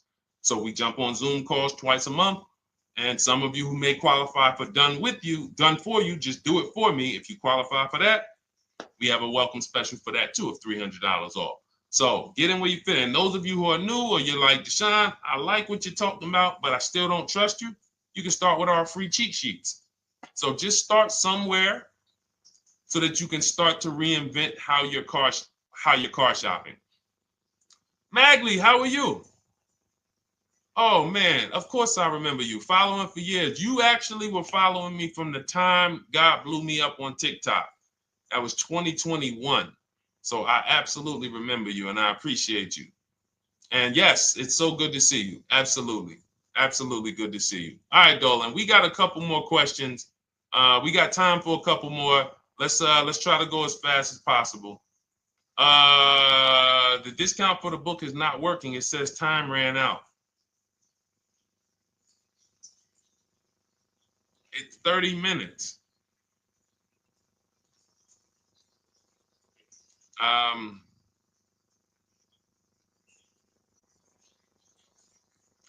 don't know.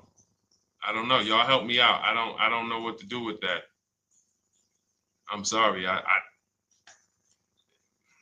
If the welcome offer for $24 was not really 30 minutes, then that means I'm just lying to you. You know what I mean? I'm just like, oh yeah, it's 30 minutes, but come back in 2 hours and it'll still be, you know what I mean? It's, start with the cheat sheets. You know what I'm saying? Like start with the cheat sheets. Get yourself your free cheat sheets, and start there. And when you feel better about working with us in some capacity, you go to the next step. Start with the free cheat sheets. All right, let's go, Dolan. So I'm a new driver. Should I be looking to be an 8-year person or a lease person? Well, I'll tell you this. I got 3 young adults.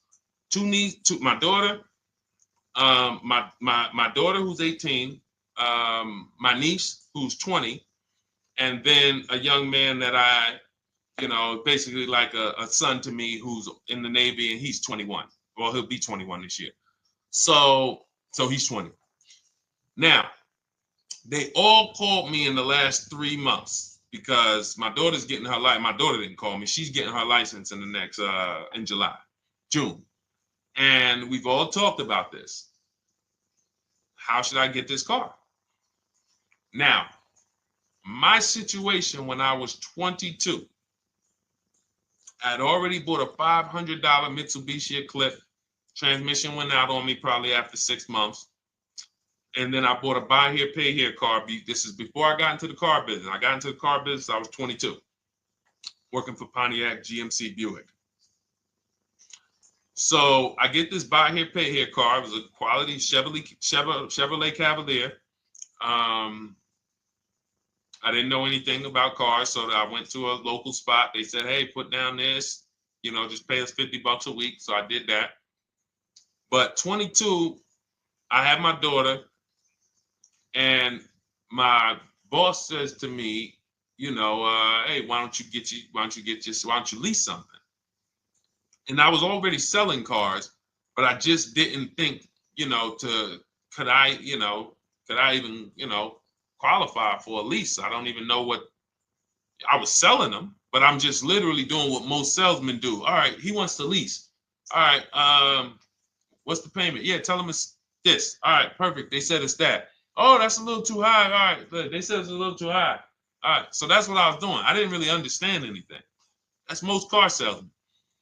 So I end up getting a Pontiac G6. I'm 22. I paid $256 a month. Now, it would have been less, but I didn't get a tier 1 approval because I didn't have, I think my credit was like mid sixes at that point. And you know, you really want to be over 670 to get most of the tier 1 approvals. But it would only raise my payment maybe 25 bucks. Wasn't a lot. Now I'm 22. I'm driving a brand new 2007. It's still 2006. 2007. I'm pulling up, brand new car, full warranty, $256 a month. At the same time, I have a friend, got a vehicle, Toyota, financed it, went in. She had, you know, we had our, she had a young child, a little older than us, maybe 1 or 2 years older than us. And then she goes and she purchases a car. $500 a month.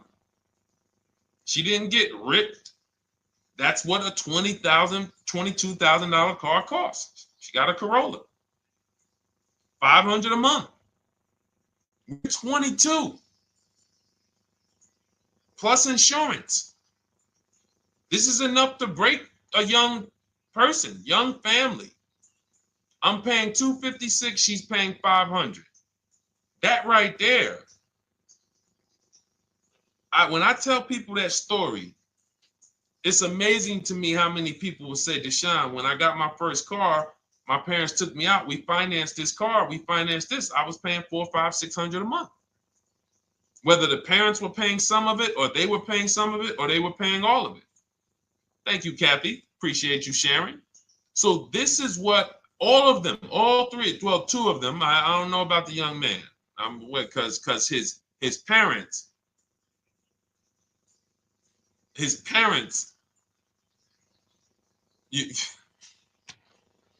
I'm not going to override your parents. And if your parents tell you that they think you should buy a used car or buy a good, then okay. But I'm just telling you, when you see my daughter and you see my niece pull up in brand new cars and they have low payments and they don't have to worry about getting stranded on the road, hey, call the tow truck. Do we still have a warranty on this thing? So I would be telling, again, 8-year rule. Because if I've had young people in their early 20s who are like, I'm not even into cars. Like, I'm going to buy this and I'm going to keep this car. Like, I'll keep it 8, 10 years. I don't. And I've had some people who they know when they get a better job, when they move to this, they're going to start a family. They're probably not going to keep the car 8 years. So it still goes back to the 8-year rule. Always. Always. Most young people, most people should be leasing their cars. That's how I did very well throughout my 20s. Praise the Lord, because I did not have high car payments. I didn't have cars breaking down on me where I had to be like, oh man, couldn't get to work today. Not many 20-year-olds, 23-year-olds are keeping cars 8 years. So when you're putting them in used cars, you're really setting them up for failure in a lot of cases, compared to if they were just leasing, getting look, because some people be like, wow, are $300 car payments still out there? Oh yeah, they're still out there. Just you just are shopping for the right car. I know India had her look, Rosalie, she's in our Done With You video checklist and coaching program, like Cars from Home. She's, you know, this is our Facebook group she's commenting from. 3 vehicles she got, all for her sons, all of them. A Nissan Rogue, $399 a month. That's a $36,600 car. She got a Mazda CX-30. That's a $28,200 car. Payments $339 a month. $339 a month. And then she got a Mazda CX-50 for her other son, $40,000. On top, we haven't even talked about the equity and leases and selling leases and, you know, really maximizing the equity, because she said she got $6,700 selling 2 of the old leases. $6,700. Drove the cars for 3 years, had equity, bid it out, sold 2 of them, $6,700. You're probably like, Deshone, I didn't even know you could sell a lease.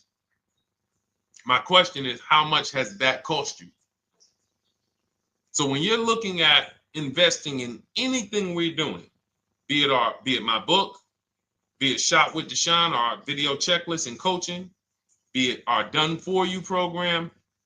One thing that we do covers everything.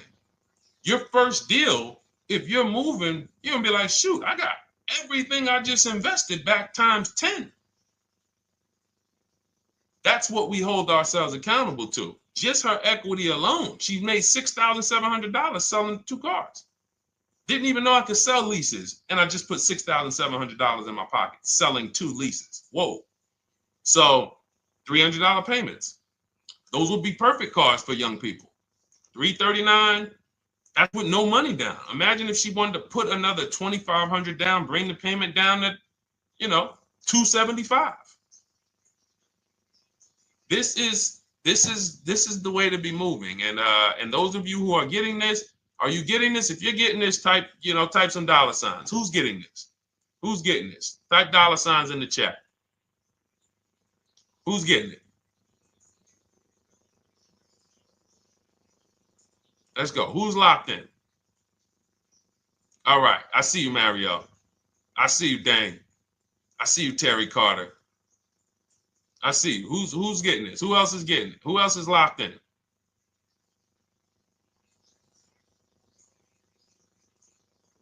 A lot of y'all on here. Listen.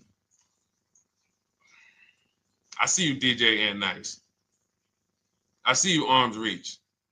And I can tell the people that's locked in because they be like, all right, Deshone, you said you're here for 90 minutes. I know we got about 3 minutes left. I mean, I'm hanging for this whole thing. I don't want to miss anything.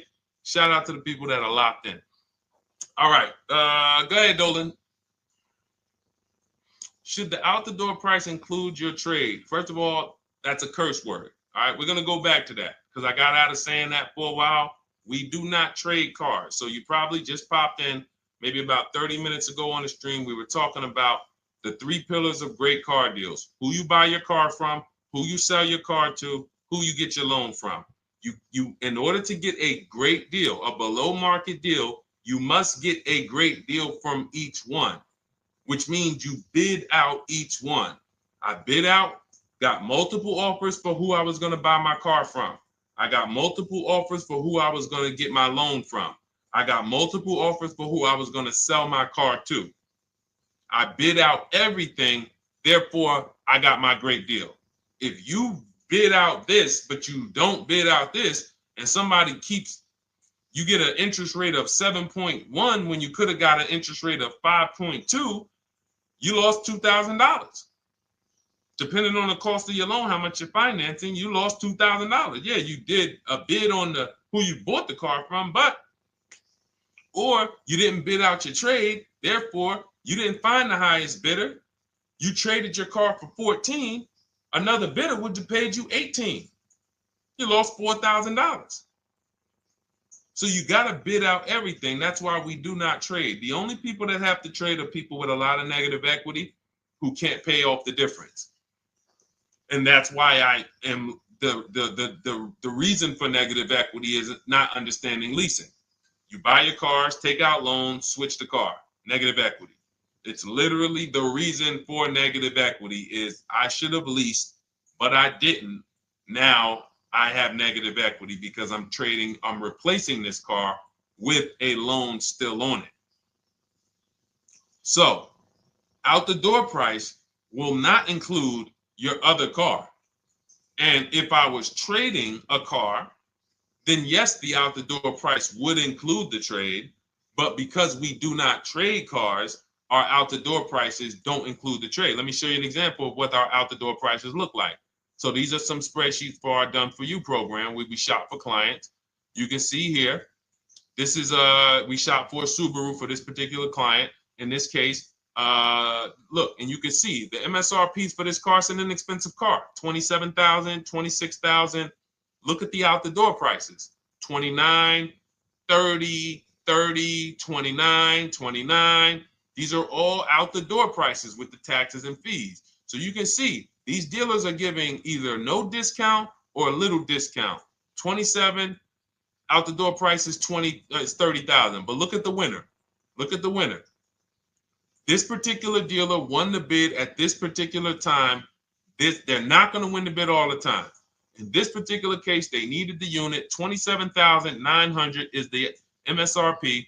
Out the door price is $27,463.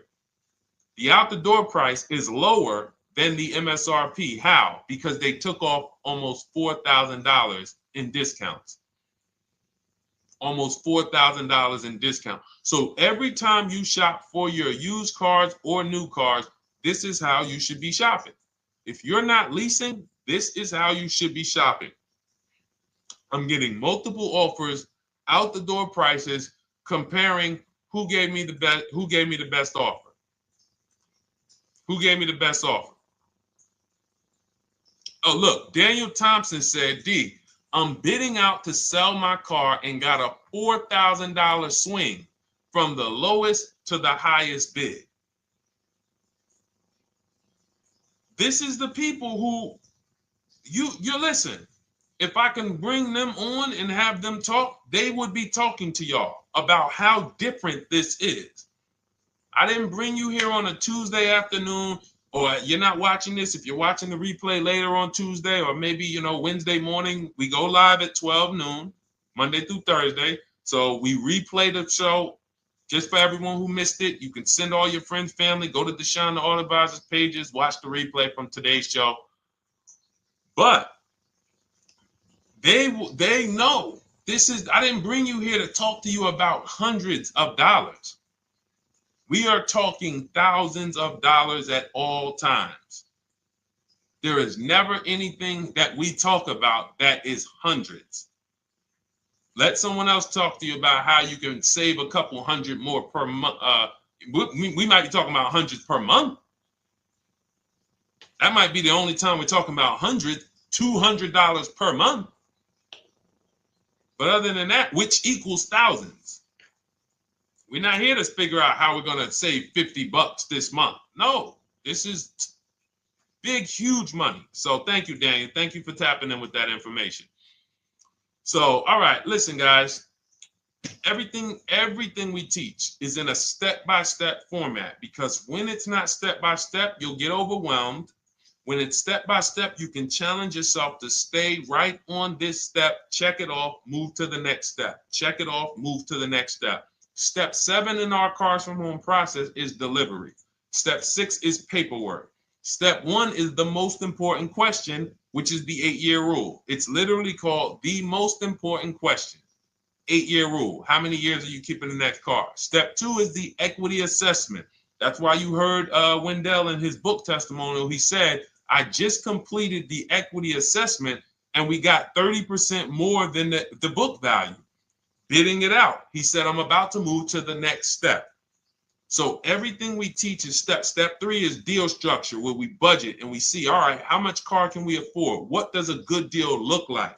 Step 4, we go shopping, which is choosing what we want. Shopping, looking, doing. We're not buying it. We're shopping the market. We're test driving. We are literally choosing what we want. Shopping, enjoying shopping. Step 5 is multiple offers. That's when we're in talking to dealers online, getting offers, getting bids.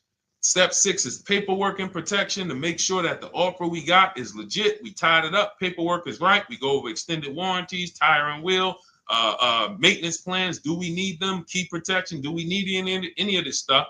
And step 7 is delivery. It is a step-by-step path. That is how people win. They're not coming into some college to learn how to be a car salesman or to learn everything I know. No, it's a path. So if you want the blueprint in book form, that's my digital book, Cars from Home, 7 Steps of Saving Time, Money, and Avoiding Dealerships. Normally $97, part of our 30-minute welcome offer. You can get yours for $24 in my TikTok bio, Instagram bio, the YouTube comments, and the Facebook comments. Click those links and then click the special $24 welcome offer. It's good for 30 minutes. And you'll save 75%. If for those of you who are like, Deshone, what about that video checklist? That is our Shop Done With You program. Cars from Home, done with you. You get lifetime access to everything we teach, all our below market videos, and it's short videos. I want you guys getting cars in 90 minutes. 90 minutes. Not shopping. The shopping might take you longer. Deciding what you want, you might be doing that for 2 months. But once you decide what you want, I want you to be able to get below market deals in 90 minutes. That's how I do it. We're not hours and hours to get these car deals. Some of these deals we make in literally 45 minutes over a 3-day period. So that is how we do it. And you'll have access to our coaching program. We do Zoom calls twice a month, first and third Wednesday. And you have a Facebook group with 1,600 people in it that have come before you in the last 3 years.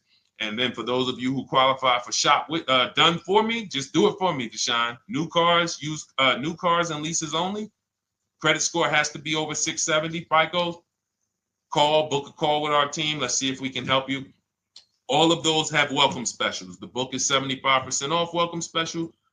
Shop with Deshone is $200 off welcome special for 48 hours.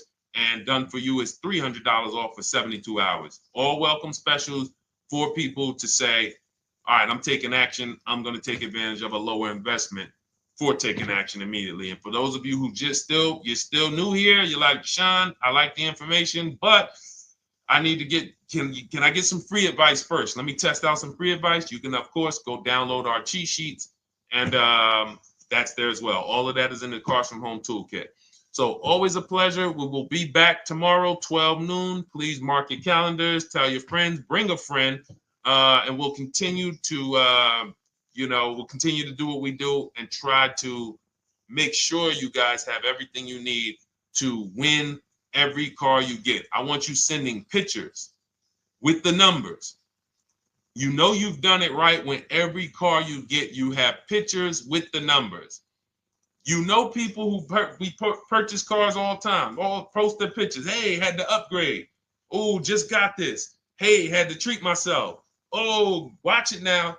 But you never see the numbers because they really are not confident in the numbers. They don't want to talk about the numbers.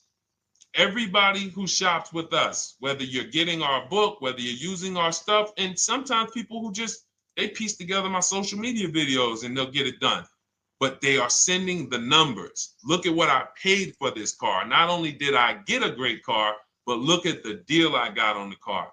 That's when you know, all right, you understand this thing.